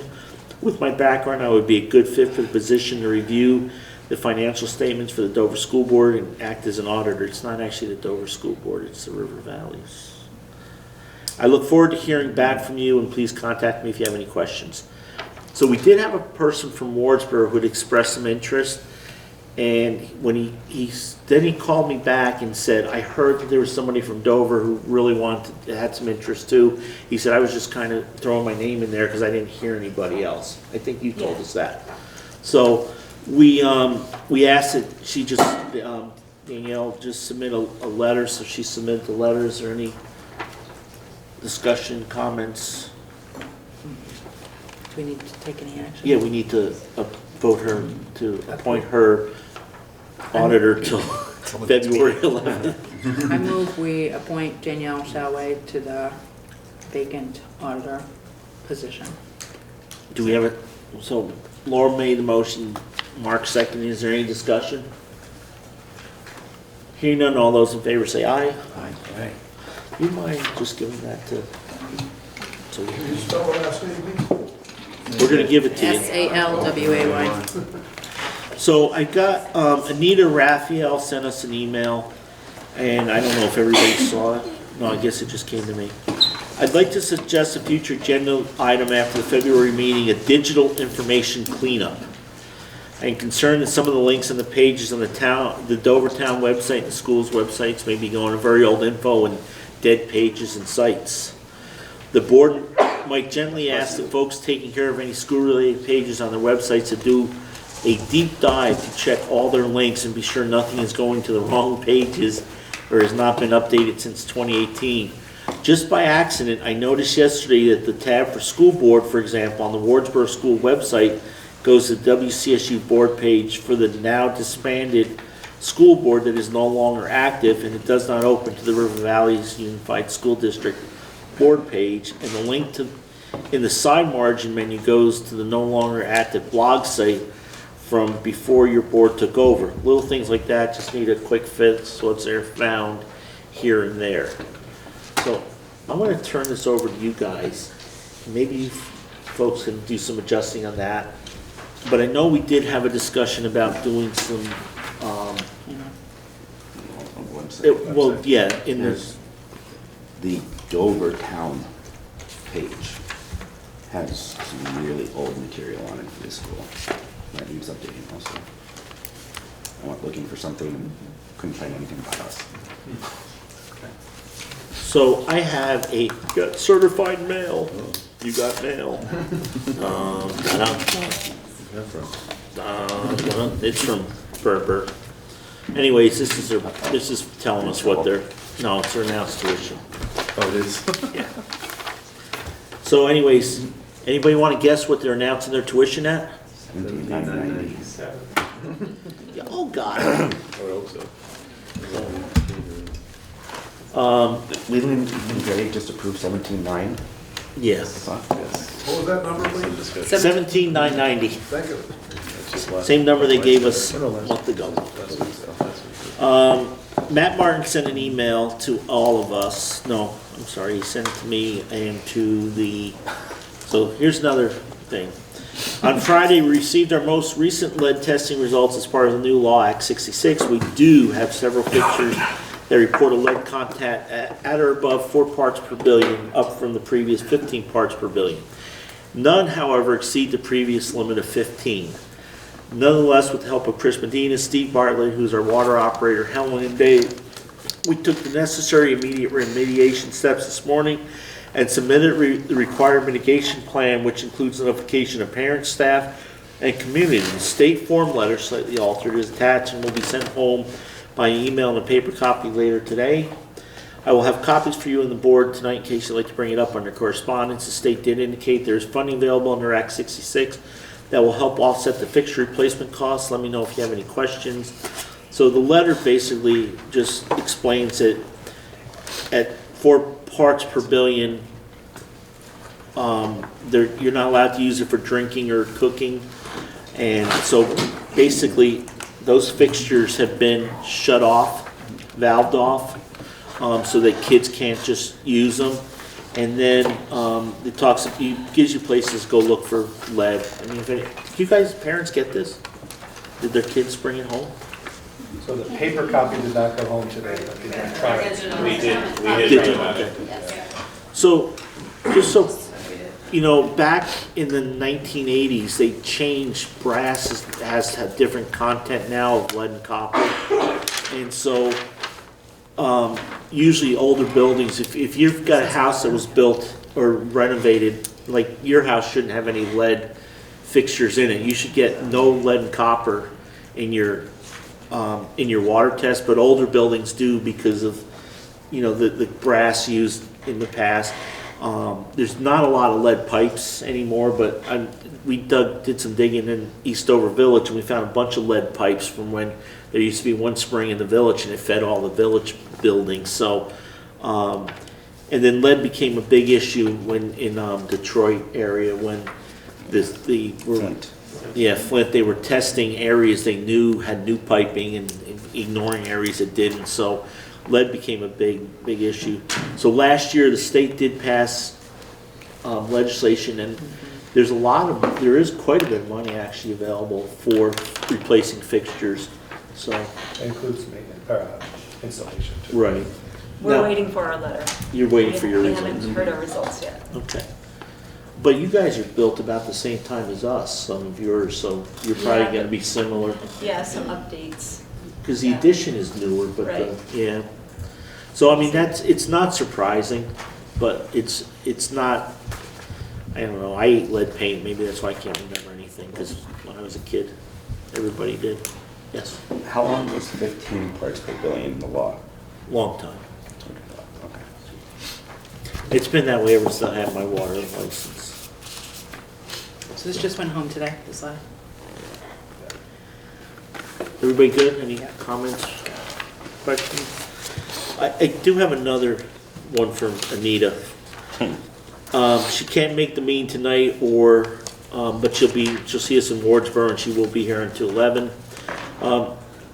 If there's any questions, call her. No new updates, except a couple more notices will go to the papers tomorrow for next week. The mailing and the annual report seems to have gone well. And then did we get the extra copies? So I think overall the mailing wasn't bad. If we could just get that budget to be a little clear. But everybody, did anybody else find the budget hard to read, or was I? You could have used a few extra bolded It's a little fuzzy. dividers Yeah. to know that the information was above the totals and Right. a few things took a few. I read it backwards in the beginning. I Yeah. should train my eyes to read it Yeah. the way it was written, 'cause- It'd be nice if there was just a header that says this is this section, Right. instead of just seeing it where it's totaled. yeah. That would be nice. I don't know if we can do that the way the system's built. Yeah, but I think we can add lines, because it's based on an Excel spreadsheet. Absolutely, we can do it for printing purposes. Dividing Yeah. cells helps. Even gray in one section, white in the next. The other Right. problem, Oh, good. Anita was also, Anita didn't print what Lori sent her. Anita adjusted it because she was trying to get it to fit. And we, the problem is with a thing like this, you gotta go by 4-page increments because, Right. so, and it creates a lot of additional costs if you go that extra sheet. So we did try to reduce a few things, but we also want to have some pictures. We want to make it kind of look pleasingly, look like something that you want to look at, not just throw out and think it was junk mail. So, but thank you for the comments because we have had some interest. We've had a lot of discussions on how to do it, and I think it's a good way to get the information out. So, especially now, in the past, we've always gone out with the town reports, and we can't do that anymore. And then to the River Valley Unified School District Board, it has come to the attention of the Dover staff that the librarian position is going to be reduced to 1.5 day a week. We do all understand that this is a budgetary decision and tied to the decision to increase the Wardsboro School librarian position to 1 day a week. We respectfully ask you to consider the ramifications for Dover School if indeed this cut is initiated. That's not why we did it. We did it to do the other position. It's going towards the STEAM position, correct? The reduction that we proposed was in response to Rule 2000, which Okay. connects the FTE for librarian to the total number of students. I Okay. don't believe they were connected. Yeah, not, They weren't, okay. The reduction of time in our hours will be determined, will be a detriment to the integrity of our IB PYP program as stated in the IB standards and practices. The librarian multimedia resource plays a central role in the implementation of the program. With the current IB PYP program enhancement of the approaches of learning skills, information literacy and media literacy are even more critical, and librarians are needed more than ever. Currently, our librarians are redesigning the library to meet the needs of 2020 and beyond. Student teacher is using the process of creating a video and audio recording studio where students will be able to make videos and podcasts that further the work they accomplish with their inquiry projects. This will enable our students to share their learning in an authentic format for a wider audience. Our librarian has created a virtual Dover library and continues to improve curated, safe databases where students can safely explore the internet. Chevalier and Ms. Cole are exploring with individual classroom teachers to ensure that library collections support our transdisciplinary themes. As of this year, our specialists, including our librarian, are collaborating on their own transdisciplinary theme. We do not have a dedicated technology teacher, so Mrs. Chevalier, I'm sorry, teaches to both the ASLA, American School Librarian Association, International Society for Technology and Education, ITSE standards, digital age skills to our students. We respectfully request that the board revisit this issue. It is almost impossible for our librarian to successfully accomplish all this work with their current schedule with reduction in working time. It will be impossible. Students and teachers always feel the consequences of reductions in their programs. Can you explain Rule 2000?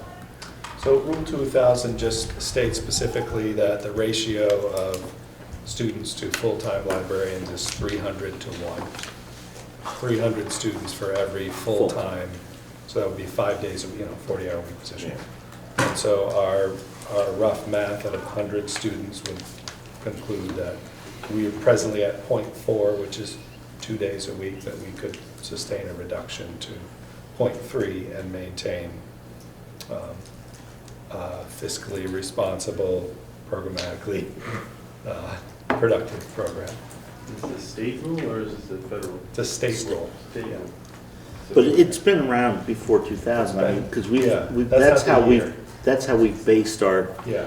librarian position for years, because we used to have a full-time, a 1.0 librarian, media person, and when Act 60 first came into play, we did the extra teacher and we reduced the position to, because we had 100 students, we reduced it to a third position. I remember the 300 one. And to clarify, this doesn't reflect a reduction in student time, so this won't change the amount of library time that students receive weekly. So the salary is paid for by the state up to a certain amount, essentially? Is that- No. or why is it, what is the penalty for? There's no penalty. It's a Guidelines. it's a guideline, It's it's a it's a guideline. recommendation. Gotcha, it's not a- it's a guideline. They used to have a recommendation that every student needed a .0135 of an acre, so Dover bought an extra 30 acres so we could have 300 kids, you know. There's always been recommendations. Well, it is, I mean, you should have been here for the meeting, it was a fun one. Keep going, okay, Laura says keep going. Everybody okay with that? Ready to move forward? I brought you the Kool-Aid so you could. We did have a bus issue. Did you want to talk about Yeah, that? it doesn't have the budget. That was a while I ago, saw which that. was like 10 days ago, so. Oh, I'm sorry. Wasn't that it'd be the president's report? I thought that was gonna be in the President principal's report. President's report. report? President, yeah. I'm sorry, too. Okay. You can promote it. Usually it happens, the timing was such that we didn't. Okay, so let's do this. Review and approve the minutes of the January 6th meeting. Wow, we're going up. Can I get a motion? Motion to approve. Then I have a second. Second. So Mark moves, Dwight seconds. Is there any discussion? Hearing none, all those in favor say aye. Aye. Old business, these are gonna go quick, folks. Equity, calendar for discussion. This is something we're gonna start in February, March. So it's there as a placeholder, so I remember discuss it, because if not, I will forget it. Website design, that's kind of part of Anita's issue, and Mark, you were gonna work on that with us. And again, a placeholder, because we're not gonna do that tonight. Annual meeting, we had the discussion, the action, we just moved it up front, so if people are here specifically for that, we didn't bore them with all this other fun stuff. And this is the thing that my buddy over there is waiting for. You ready? You waited us out. Residency policy, yay! You have a copy of it back there, guys? There should be. Grab anything. Okay. So, is there one on the table? If not, I've got one here I can share.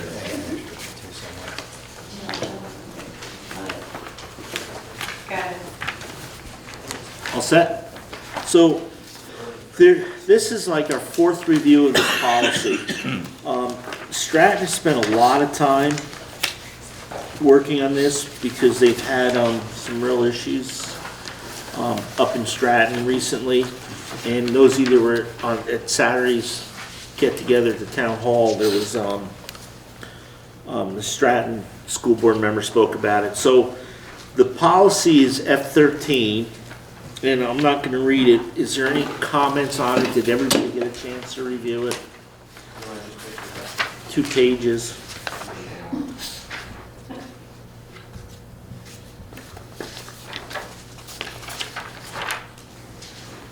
And I don't think last time we had a bunch on the policy. It was more the affidavit that there was a lot of comments on.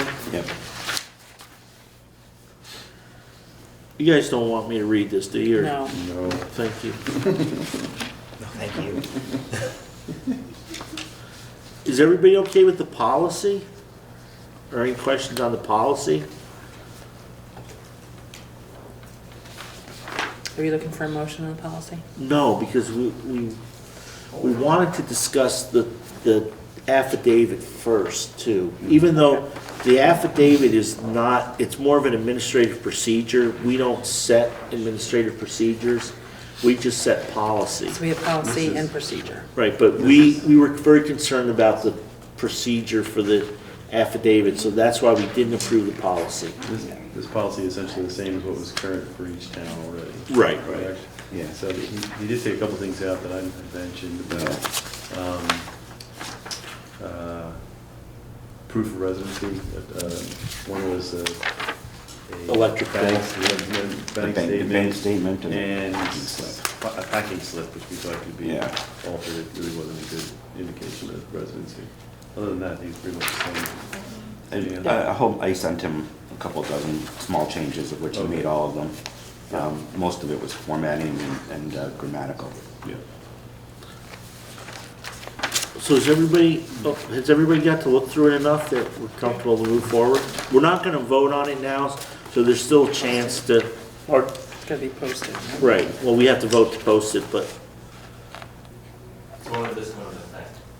well, we have to, If so. it gets voted in. It would go in effect when it was approved, and then, for a policy, the board has to, the board adopts it, if we warn it on a vote, and then it has to be posted for 14 days or 15 days, and then it gets adopted. So it's a two-vote process. So how do we then verify, are we gonna go through and verify everybody in the school again? No. Or it's just, If you're already in the Honor building, system. we pretty much assume that you are. I think that But what if might be a question? concern of something in the room. I feel like if somebody's questioning, then you should be able to supply those things. If somebody's questioning me, I should have to give it to you. Why not? Because we've never really done that before, we assume. It's time to do something new. Huh? Time to do something new. Just because you didn't do it before doesn't mean you shouldn't do it now. Right, no, and If that's people are fine. taking advantage of the system, you've got to find I a way to think stop lot of- I it. think if we asked every person in the school to verify that, I think you'll get a lot of pushback.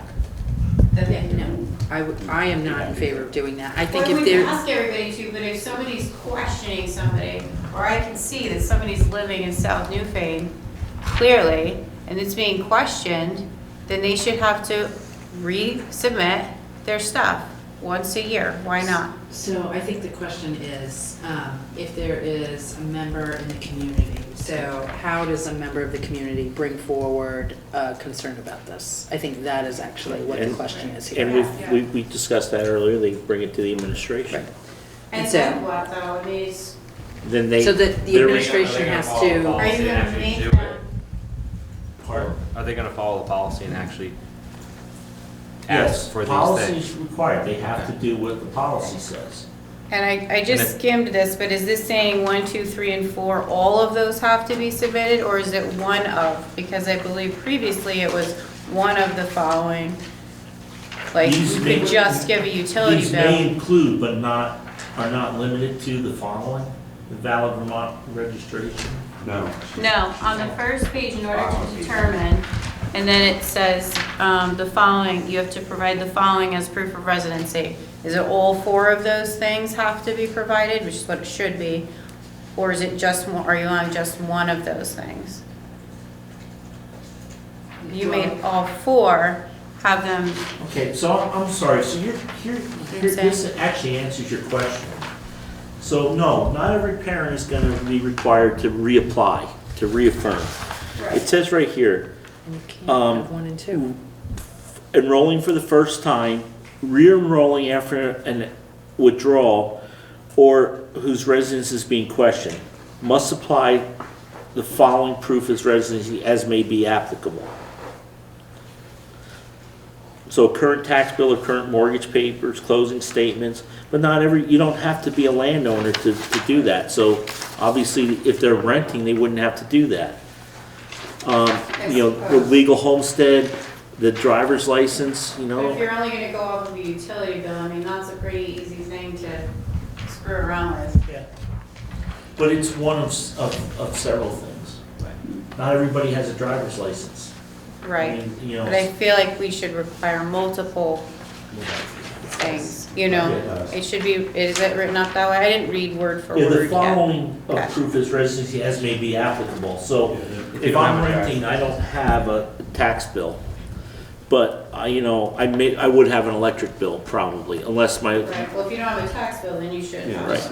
And I know we've had also had landlords write out statements or write out or call or send something saying, John Doe does rent for me at, 32 Buckboard Drive. Which is in number 2. Yeah, and if they, there's more, at the discretion of the board, there are other things, if you keep reading, that they can recommend if those aren't sufficient.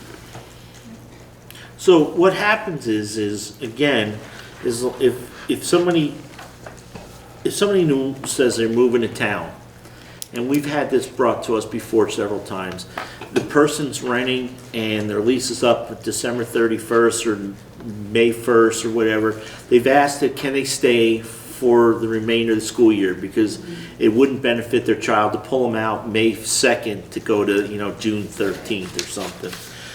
We have said no to people who moved in November, because we're like, okay, that's a little different. So the administrator, if he feels confident that they're comfortable with what they have, then they can just deal with it. It doesn't need to come to the board. If they don't feel comfortable, they can bring it to the board, or you as a parent who says, hey, I'm resigning in Dover, and he says, I don't think you are because you're not producing this stuff, then you can come to the board and ask us. The problem again is, if I accuse them of living somewhere else and I tell him, the administrator, he can't tell me what the results of his investigation, because it involves a student and you're not allowed to share that. So that's what makes that difficult. So we're confident that our superintendent, our administrator through, and if he includes the superintendent, has done what we've asked them to do by the policy. And there is a policy in place now from the Dover and the Wardsboro School, which is fairly similar. So they were comfortable with what they were told. Now again, they could be living in South Newfane and they could have a reason, because they could have a custodial or a guardian parent or somebody else that lives in Dover that says, and that allows it. Or the state may have said to them, no, there is something that, like after Irene, we had families that were displaced, and they were still, the state passed some rules that said, if you were displaced and you intend in the next 5 years to move back to the town, then your child's going to be allowed to go to that school. And that created a lot of issues too. So it's not always as cut and dry as, I know they live in a house in Newfane, I see them at that house all the time, how can they go to the Dover Elementary School? And unfortunately, we're not allowed to share that information, just like you wouldn't want us to share information, if you two split up and he was living in Dover and you're living in South Newfane, and people want to know, They're gonna know anyway. Huh? They're gonna know anyway. Well, they think they know. They don't have a right to know. Remember, a lot of people think they know something. So go ahead, Mom. Oh, I'm sorry, I'll get to you. No, go ahead. No, please.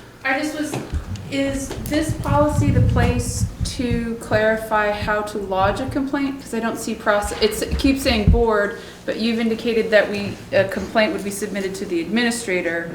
So I just wasn't clear about the submission of a complaint. It does say, the complaint says the River Valley Unified School District will address the proof and all that, and you've indicated the administrator will come to you, and it won't be an open session because obviously there's children involved. So I don't know if there just needs to be a little bit of clarifying language about how to the process of lodging a complaint and what you can expect.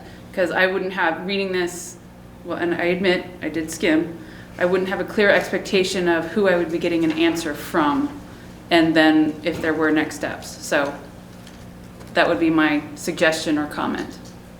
That's a separate policy. Well, there's a complaint policy. Okay, all right. So And that's kind of what we've always fallen back on. So you're making a complaint about the residency of a student. So here's how the complaint goes. But, and again, that gets modified a little bit, because you're supposed to go to the teacher first, but this really doesn't involve a teacher. This is more of a school issue. But if you think there's a child in 3rd grade that lives in another town, you can go to the teacher and express to the teacher that that's, what you think, and then you've gone through the process, or you started the process. So, Yeah, go ahead. I'm sorry, I would reference the complaint article here, like how to reference that, so it's like an index. So should you want to make a complaint, refer to policy XXX, and then that policy, the complaint policy, should directly reference that and say, in the case of this, your procedure might then be to go directly to the administrator, if we really want to get to the nuts and bolts. I mean, we could add It's a suggestion, obviously, I'm just Yeah. pointing. I mean, I'm happy with that. I mean, but I think most complaints, You okay with that? I agree. The complaint, just put in, if Just to be really clear, if so a that person everybody's feels covered. there's a person attending, an out-of-residence student attending the school, they should express that to the building administrator. Well, I mean, it gives, So, but any policy would need to be amended in the same way. So but you're saying before that if we have a policy for a complaint, we already, it's in existence, we're not gonna adjust every policy to have a procedure in it, unless they're already in there. Are all the policies still available? I mean, if there's a blanket They are. complaint policy, Really over what website. what the parent should be doing, then that will apply to any policy that we have. The in place. WCSU board? yeah, And you can get into trouble by changing it too. I know. Yeah. Because it might And that's the problem, policies are not gonna be able to cover every little, that's why we do have to allow some discretion. Let's think about that, but we're not done with it yet, and I don't think we're gonna be ready to adopt this tonight, or, I mean, to warn it. So besides that one point, is there, you had something? I've got 2 points. Yeah, One, there may be tuition students that don't live in district. The other is the affidavit, which I believe is also available, is what really differentiates this policy, well, the application of this policy from what was the Dover, what was the Wardsboro. It's the affidavit that was taken from Stratton and adjusted for our district. And it really is it's very thorough. It's thorough. It really is. do you guys have this too, back You have the there? affidavit as well?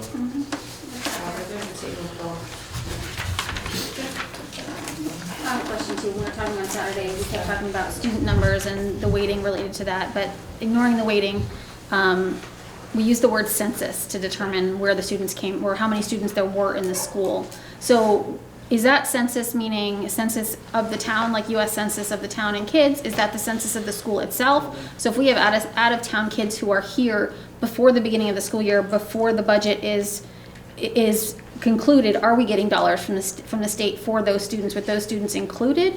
Or is there a different number that we're somehow using so that we're losing out for those students? you're getting Does that the make sense? positive benefit Right, from of having them here. those students lowering your per pupil cost. So it's, the challenge is mid-year, changes mid-year, adding students, where at that point, it's not necessarily a per pupil cost challenge, it's more of a fiscal challenge within the school of accomplishing the Possibly. education, Yeah, okay. possibly. It's not likely that there's gonna be, unless it's a special, student with, special needs, that there's gonna be an increase in cost if someone comes in.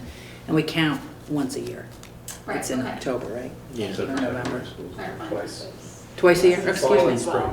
So to answer your question. For the no. state? No, but the state, No, the state, counts the once a state's year. count is just the once a year. Once a year. And if there is a tuition student, although they attend, they're not our count. They're the Right. count of the town that's paying the tuition for them. I think we're just in a tough position here, I mean, as a town. That the state of Vermont is saying, we need people to move to Vermont, we need people to open businesses in Vermont, we want people to come to Vermont, and, once they get here, then we have a challenge. That, again, like you said, if they're all high school students that come in here, that's a huge challenge. But if they're elementary school students, okay, no problem, we can assimilate them into the classroom. I think it's a bigger And if we problem had than our- what can be solved. And if we had our own high school, we could assume them without Exactly. Or if having to we- If we pay. had our own high school, then we'd Dedicated. want to. If we chose a high school. Or if we align with the school. No, we've had, that comes up every several years. We have a committee to look into alignment. And that goes back to the 50s. I mean, we were actually at one time meeting with Wardsboro. We were gonna be part of the Leland and Gray district because Brattleboro wouldn't accept our students anymore. Are we warning this evening? Well, I don't know. I'm ready to warn it. Are you ready to warn Yeah, it? I am. Okay, so then, if we're gonna warn this, then I think we should take up the question of, do we wanna put something in there that if a person feels that a student is not here, what do they do? How do they? So, it seems reasonable, but I do go back to all of our other policies. So, if there is, Yeah, I mean, if a person believes that a kid has, an illegal weapon, this is what they do. If a person believes that a student is being bullied, this is what they do.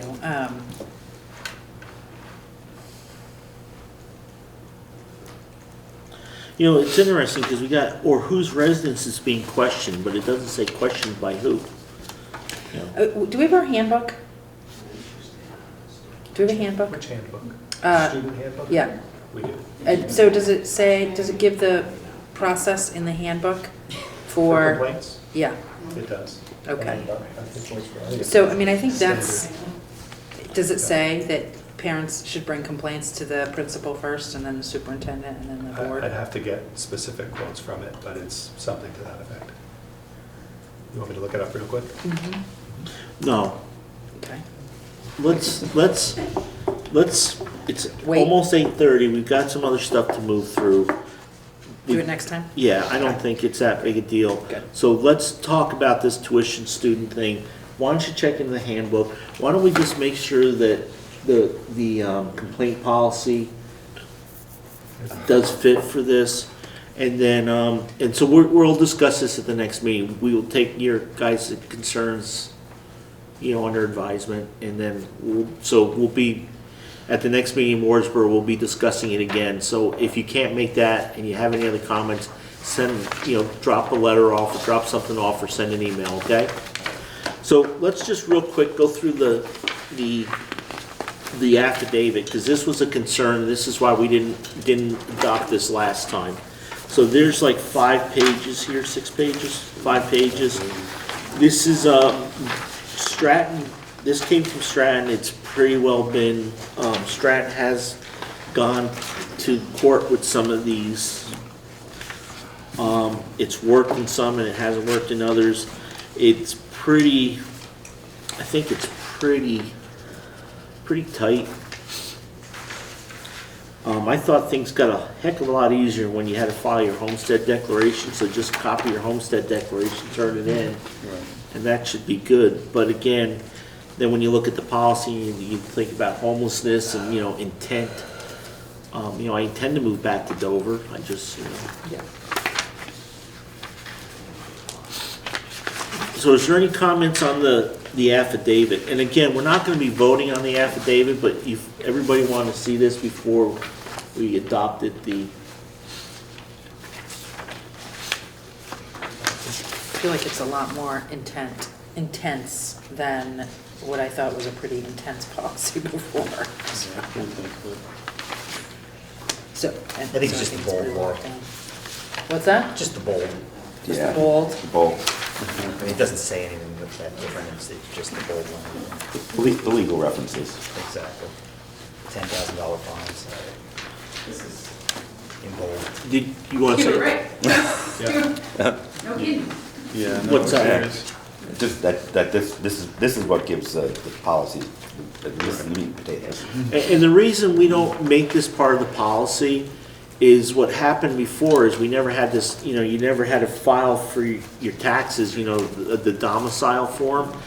And so we had to change the policy. That's why we've been trying to separate policy and procedures, because policy is restrictive and the administration has to do what the policy says. And you can't vary that, but you can vary procedure. And that's, but they both work hand in hand. You need both of them to accomplish what you're trying to accomplish, so. This looks a little daunting. I would not want to have to fill it out for my kids. Luckily, I don't have any kids that have to fill it out for. I do have some additional formatting type comments, which I will just send to. Yeah, format, Bill. so content. So if anybody sees anything in content in that too, please let me know before the next meeting. We good to move on? Yes.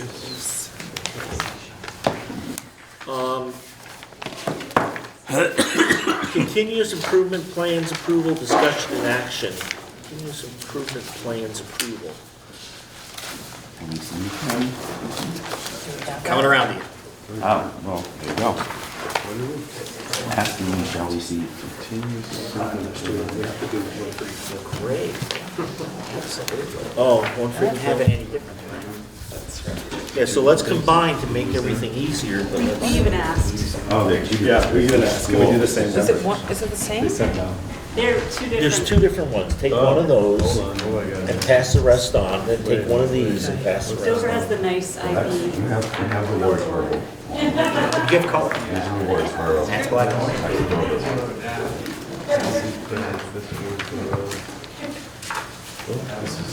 Okay.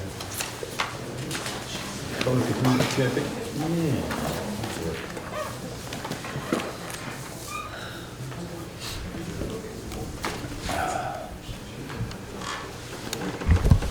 Okay, go ahead. Tammy, why don't you start with yours? Sure, so this is in line with the WCSU's continuous improvement plan. I definitely, we met with our teachers, and we decided to keep it really simple. We have set 2 goals for the next 3 years. So in addition to the WCSU CIP, we have the Wardsboro CIP. It doesn't mean that we're not going to be, just because there's 2 goals, it doesn't mean that we're not going to be doing more and following the WCSU CIP as well. So our 2 goals are focused on math is our first goal, 100% with demonstrating mastery of the math standards as evidenced by the SBAC. So we broke this down into 3 areas, curriculum, instruction, and leadership. And under section 2, how will we know our changes resulted in improvements? You can see the change ideas are listed and the measures that will be used to assess whether or not we will reach our goals. So the first goal is math. The second goal is focused on safe and healthy schools, which is implementing the multi-tiered system of supports. And I'll let you guys sort of read through it, and if you have questions, feel free to ask them. We're required to have 2 goals, I believe. Yes. 2 scoops. Well, let me suggest this. Why don't we do this, Matt? Why don't you give us the broad strokes of yours? Sure. And then because this really does affect Wardsboro, and we've been kind of trying to want to make sure that things that have, things like this, we bring up in both locations so that it both shot. So let's not vote on these tonight. Let's have both presented. It is. Well, I think we can do it at the next meeting. Okay. What's that? Both of them. Right. We're under a timeline to approve Right. these, so. Yeah, we'll just, it's next week. It's a week away. Yeah. That's good. Yeah. That's great. So. Do you want broad? Yeah, so does anybody have any questions for Tammy? No. Okay, there, you passed. Okay, Matt. So in Dover, it's quite similar. Tammy and I first started by asking if we could possibly do a single continuous improvement form for our district. Thank you. Just so we would just feel it out, because we have similar goals. I love that you thought of that. Okay, but unfortunately, we were told no, that the law requires us to do a separate one for each building. So, yeah, so we did that, and we also, in the Dover plan, used the district plan as the foundation. There's one goal for academic proficiency. I feel like our academic proficiency goals for math and ELA are similar, so I included them in one goal rather than having them separated out with similar identified problems of practice as well as solutions. The second goal is a safe and healthy schools goal, and that's related to, as Tammy mentioned, the area called MTSS, which I'm sorry if I missed it, but it stands for Multi-Tiered Systems of Support, and it refers to personalization of learning, systems in place to address learning gaps and deficiencies. It relates to the academic support team and all the resources that we bring to the table when students show academic performance below our target percentile, which is 50. And then the third goal is, for the Dover building, is also a safe and healthy schools goal, and that is related to social and emotional health. Last year and prior years, we've talked about implementing a social curriculum, which we've started in Dover this year, and we thought having a goal that we can measure related to that would be important to see if our investment and our work is paying off. So those are the three goals for Dover. Are there any questions for Matt on the Dover? Can you send us PDFs? I can? Absolutely, yeah. Send electronically. I like paper. Prefer paper? I do. I don't want my computer to get too full, it's getting heavy. Weighs more than it did yesterday. Weigh it down a little. Yeah. So, I think, 150 pages of ads. yeah, that really killed my computer. So we'll, please read these next week. Matt, make sure that or Tammy, one of you, make sure that we get on the agenda that we're gonna approve them. And then that way, but also make sure that they get circulated in Wardsboro, just so people have any questions over there. Okay. The budget information we already went through. Principals report, we have a written principals report, that's where the school bus thing was, if somebody wanted to ask a question about that.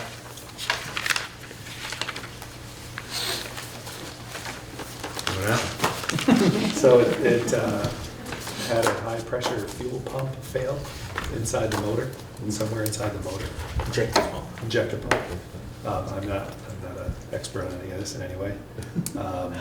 So we were able to limp it down to the mechanic that we typically use for inspections and other maintenance. Obviously, the news was not good when we got the quote and the estimate for the repair. So we reached out to another mechanic that we've used and had good luck with in the past that gave us a similar quote for the job. The quote was around $6,500 for this product, which includes about a day of labor in both cases.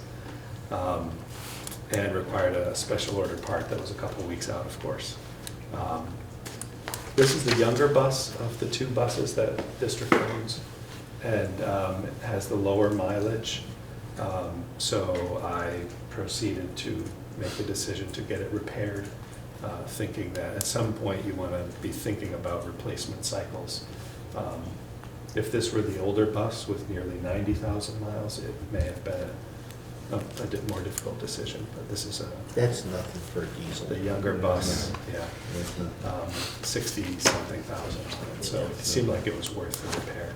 The bus is worth nothing at all if it doesn't work. Exactly. So, and those people actually buy those just for the engines because there's so few miles on them. So it was a good move. Thank you, Matt. Use the engine for a scooter. It will bring our transportation repair line over by about 5,000. There was still some money in there. Well, it's not over yet, so don't. Yeah. Hopefully, thank you. Balance that out. So in the principal's report, is there any other questions for Matt or Tammy? And some of this stuff, proficiency we talked about. It's not in the principal's report. Can I ask a question? I Yeah. can't believe I'm gonna do this, considering how late it's getting. Do we have heating, like a replacement boiler, proposals or Standby. requirements for either building or both building? I am not aware of any replacement heating So system. we're oil here. Proposals, yeah. And we're oil. Exactly, yeah. We did have Efficiency Vermont come a couple years ago, and they gave us a proposal that was very expensive. Wasn't there a wood project Ye- 3 or 4 Yeah. years ago? That Well, was- no, there was some big grant, and Yeah. when Vicky was on the board, she wanted to look It into was- Something within the last 3 or 4 years. Something- towers. Wood, Vermont, or, Yeah. Yeah. anyway, so, no, not that I'm aware of in terms of our boilers here, Try to buy firewood these days. right? So where are you going, Laura? I'm worrying about it. Worried about what? I'm worrying about our heating, sources. I'm worried about the effect, as our country and, the region and the state is, pushing harder and harder against fossil fuels, and that we don't get backed into a corner in that negatively. I was really struck by the conversation that we were having in Wardsboro the last time I was there, when we were talking about the window quilts, and I was thinking to myself, oh my God, like that is the least of our worries if, we start seeing some real volatility in fossil fuels again.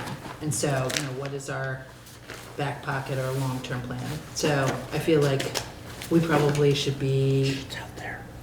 what? It's right out there. Our long-term plan. To heat? Solar Yeah. field? To heat it with solar? Electric. Electric, you can go Well, with that heat. so I would like to say, I think this is something that we need to look at, We'll this. put you in charge of that committee. That sounds amazing. Was This part of the spring, Capital study, did they look at the heating plan? Yeah, we were supposed to replace our furnaces a couple years ago. We have a real tough time replacing, especially since we have two, so if one goes to heck, we've got a backup. I think we need to have a plan. You really have 4, just so you know. You got 2 in both buildings. Well, You keep it on there. So that's where I'm going. I think we need to start having a plan. yeah, so in the 1970s, they were all worried about fossil fuel, and all these places went to electric heat. This building is electric heat. Oh, because of that, because of the concern over Is it fossil really? fuel. Well, Yeah. not the This concern, but building the was expense. originally electric heat. It's Okay. expense, And not concern. and then, when we did the addition, 20 years later, the state wouldn't let you have electric heat. The state actually mandated no electric heat. If you look at all these Act 250 permits, no electrical resistance, or no resistance type electrical heaters. And then they went all to this wood pellet and wood boiler stuff, because So I just wanted to no, suggest. just that hang maybe on a we could second, have let me finish my rant. longer Let me finish my rant. And now they're gonna go back to electric. Well, where do they think electric comes from? It doesn't come from the magical fairy elves.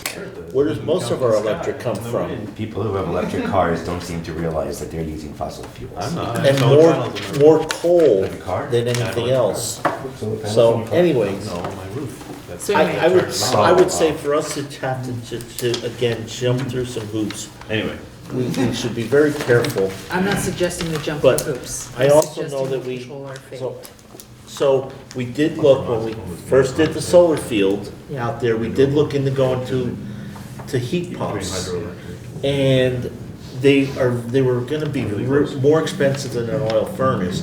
And the suggestion at the time was wait a while because it's a new technology and it's gonna get better and it's gonna come down in cost just like the solar panels have. So yeah. it's something, when the state of Vermont decides that they're not gonna allow any fossil fuels to be burned, Yeah. I'm sure there's gonna be all sorts of money from them also to Right. So- retrofit. Yeah, I'm sure that day is a long time coming, Right. but I don't think it's as, that long.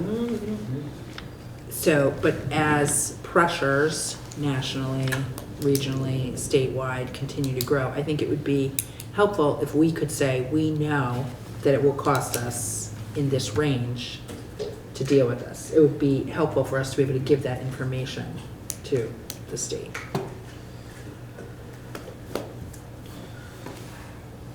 You good? I'm great. Are we gonna put that on the agenda for something? Like spring, 2025. summer, The Right after long-term- equity? Long-term Yeah. plans coming. Right after we solve right the after equity equity, yeah, right after equity. So, thank you for that wonderful principals report. Bill gave us the cabinet report. Yep. He's not here to answer anything to it, but was anything that major? Okay. It was, the cabinet was actually the same as what he gave us a month ago. Yeah, but it Exception came of out the top- day, with the exception the of day we top- met. top part. But it came out the day we met, and a lot of us didn't have it the last meeting, That's right. so that's why I included it. Okay. Okay, so the weighting study, so, long time ago, Laura's mentor asked to look at education spending, and it took them over 10 years to get this weighting study. And this is the first time ever the state of Vermont has a recommendation on the weighting of students that actually comes from some type of study other than throwing a dart at a board full of numbers to come up with what we should weigh our students at. So congratulations to Laura. To us all. And all the people in legislature that really pushed this and kept on top of this. We really appreciate it. It's a really neat report, and one of the things I found is, I remember the other report that the lady came and talked to us about, the grad student from Pennsylvania. And the one thing that was really neat about this report was the summary is really good. The executive summary. Daniela From Hall. Penn State. Right. So I thought, if you read the executive summary, it's really clear, and it's one of the better summaries I've ever seen. The problem is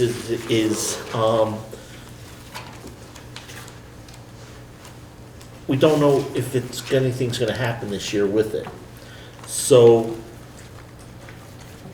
I asked that, and I finally got everybody together today enough. So Wyndham Central is going to have a meeting on February 10th, the day before our annual meeting, for the Wyndham Central Board to discuss the weighting study and to see if we should, as a supervisor union, send some letters to our senators, representatives, and other people to ask them to really look at this and not just say we can't do it this year, but see what we can do this year. Because the report basically says that for 20 years, we've been underfunding rural students. It's a big surprise, huh? Yeah, you were shocked, huh? And poor students, and English as second language students. And so, we're gonna meet then. That doesn't preclude this board from making a decision to write letters to our senator and to the Senate Education Committee, who is going to be looking into this. There's no indication that any House group will be looking into it, but if the Senate sends something over, the House more or less has to at least look into it.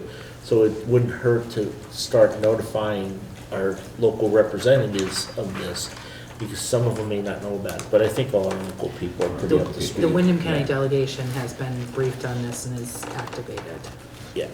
So, one, I think everybody got a copy of the report.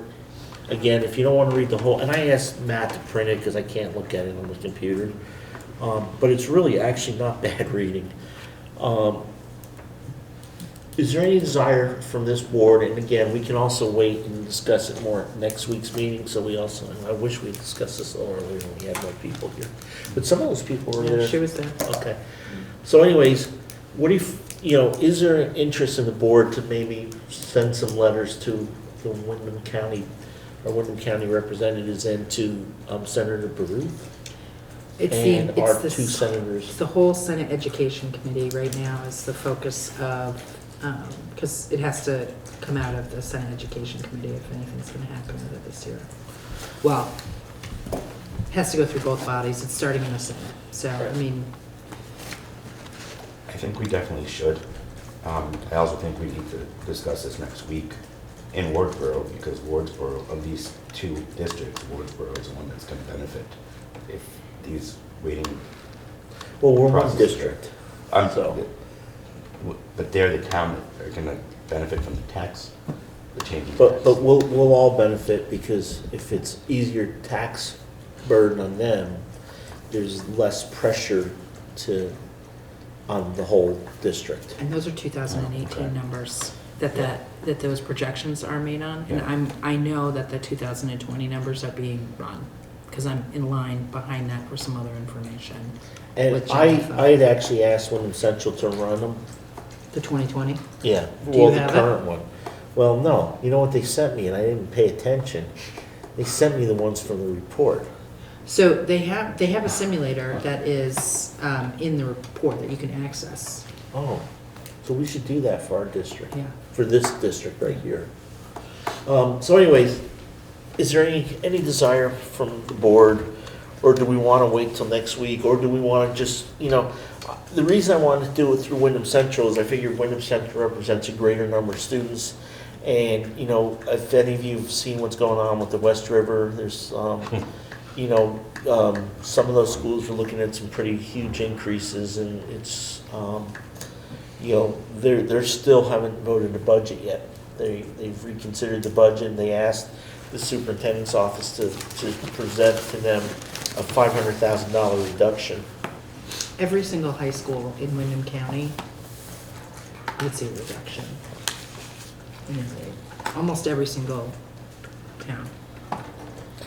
So who are our representatives to Wyndham Central? You, me, and Barry, right? I think so, yeah. Can you make the 10th? Yeah. I say that now, but yeah. Okay, Matt or Tammy, do me a favor, next week, make sure we remind Barry that we gotta go to Wyndham Central.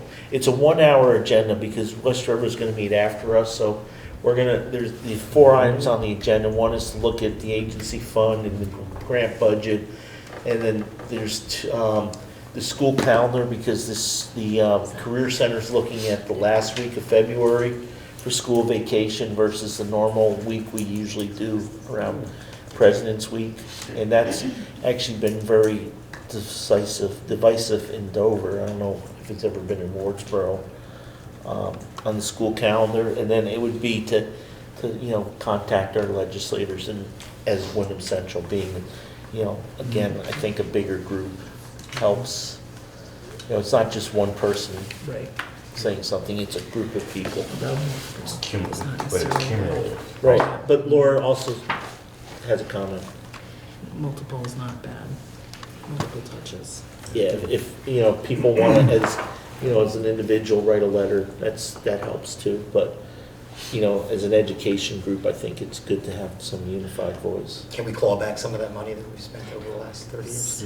Yeah. So Let's joke more. I have 4 bills that I introduced, and one of them is quantifying the cost in student opportunities, and also the costs that districts have paid in these excess spending, or that large wealthy districts have over accessed. I'm under no delusion that I'm gonna get that number. That's great. But So do you want us to answer your question? I think we should write a letter as a board. I think we should all write individual letters, and I think we should motivate as many people as we can to do the same. Right? I mean, there's power in numbers. Okay, then let me do this. Let me put together a letter for River Valleys for next That'd be week great. that we can discuss. And then let's make sure that if Rick, Barry, or I can't go on the 10th, we do get representation, full representation from this board. I can't do that. I can go. Okay. is there any discussion that will be had at the Wyndham Central about asking to testify? Yes. May I Yes. make another comment? Please. So, on Saturday, we had a public meeting and talked a little bit about this. And I think it's really important to try and work through. It's gonna be very hard for the legislature to move this, but what's happening now is, it is unconstitutional. And if it does not get moved this year, if we're not able to get relief for the rural and poor districts, I do think we have to look at getting legal representation. My question would be, can something really, is it realistic that something may happen this year? Anything, if Or- people are properly motivated, you can do things really quickly. Or should you bring legal action even quicker? I mean, you know, the Garcia, the decision, Brigham decision, you know, was given to the legislature in February, and, you know, by April, they had a law. Where before that, there was none. So,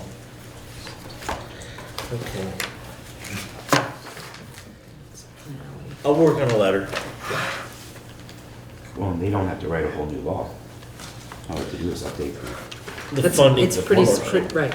But it's wholesale, it's a huge enough change. There's gonna be all sorts So, of, there are places that will see a pretty dramatic increase in their taxes, and so there will be a reasonable plea to the legislature, like, that is, you know, like, to have our taxes go up by 45 cents in 1 year is dramatic. Like, you've got to stage this, which is in fact what, Act 60 did. well, right, it took 4 years for Act 60, which is, I believe, the approach that Senator Bruce is planning to try and take. But relief for rural and poor districts cannot be phased in. As far as I'm concerned, it's just not, it's not. But remember, Laura, it's just You one remove the pie. threshold? It's just one pie. Yes, oh, I'm aware. It's just- I'm you know aware. that You're just as well as moving I the do. winners and losers. Yeah, That's what exactly. they But say. I'm just saying you can't stage the losers if you're gonna have everybody win at the same time. There's still only so much money available. Mhm. So it's a tough battle. Good luck to you. Well, If it's just the me, age-old if it's just me, battle. it's, It is. you know, It is. No, it's nice to see some movement on it though, finally, after how many years?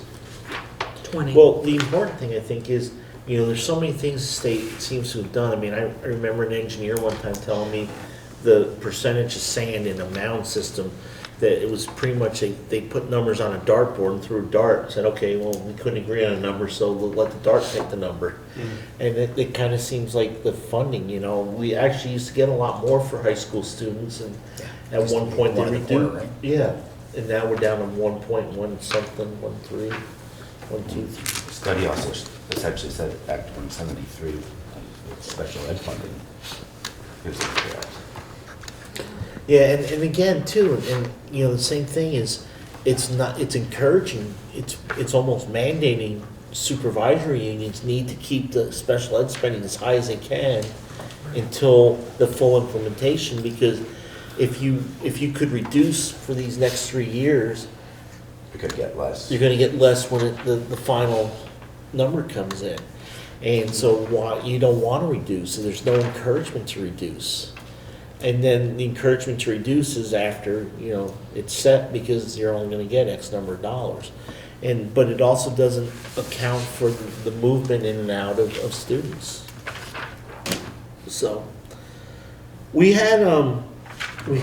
had superintendent evaluation and the handbook, the non-certified agreement. Not I agreement. don't think we should let this fall off our agenda either. Oh, this is what I was looking for. Where was this? It was in the back. Yeah. Okay, yeah. So, just so you guys all know, too,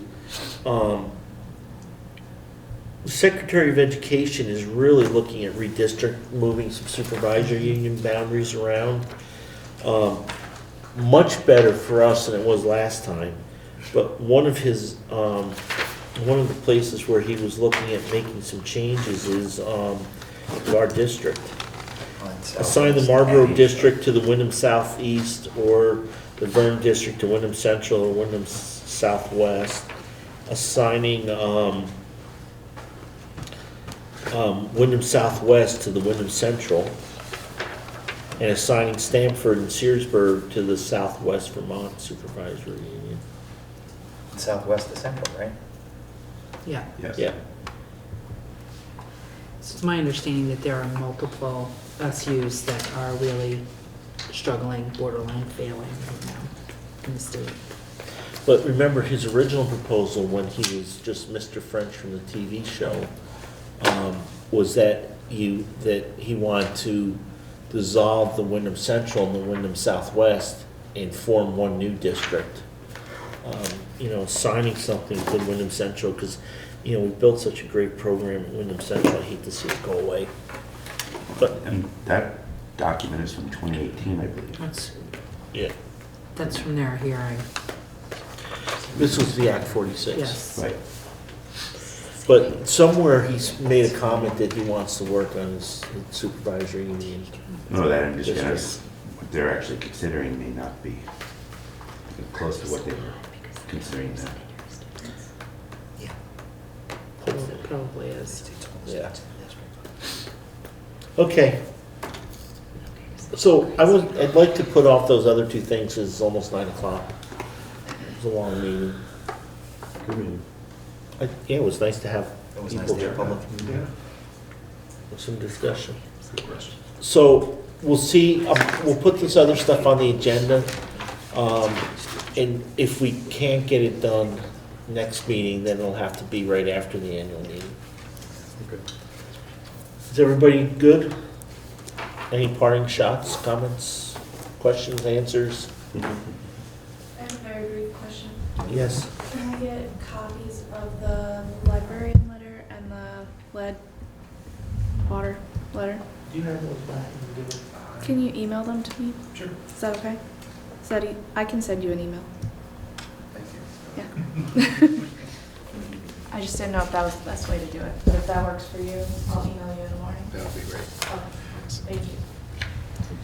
If there's, nobody else has anything I'm looking for that's really special motion. Are we adjourning or going into executive session? No, I would just assume not dealing with any of that stuff until everybody else is good, which I think.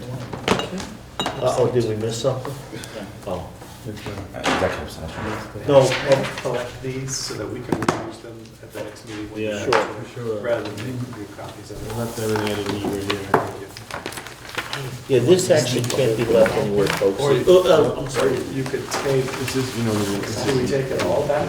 And those are the, Anything else we need to redistribute next meeting? Well, I think the CIP stuff should be, if people want to look at that. That wasn't in the packet, though, that was separate. Yeah, keep your CIPs. And we're gonna send the CIPs out in PDF as well. Yeah, I'll take those, I'll put them in that box. Yeah. And then And will somebody get some to the town I'll bring clerk? the, yeah, I'll just. Don't forget, guys, did everybody sign except for Barry okay, let me have that. yes, you can have that. Or do you want to drop it off tomorrow? Are you going by? I'll drop it off. You're You're close, your sick, office too. is right there. Please go, I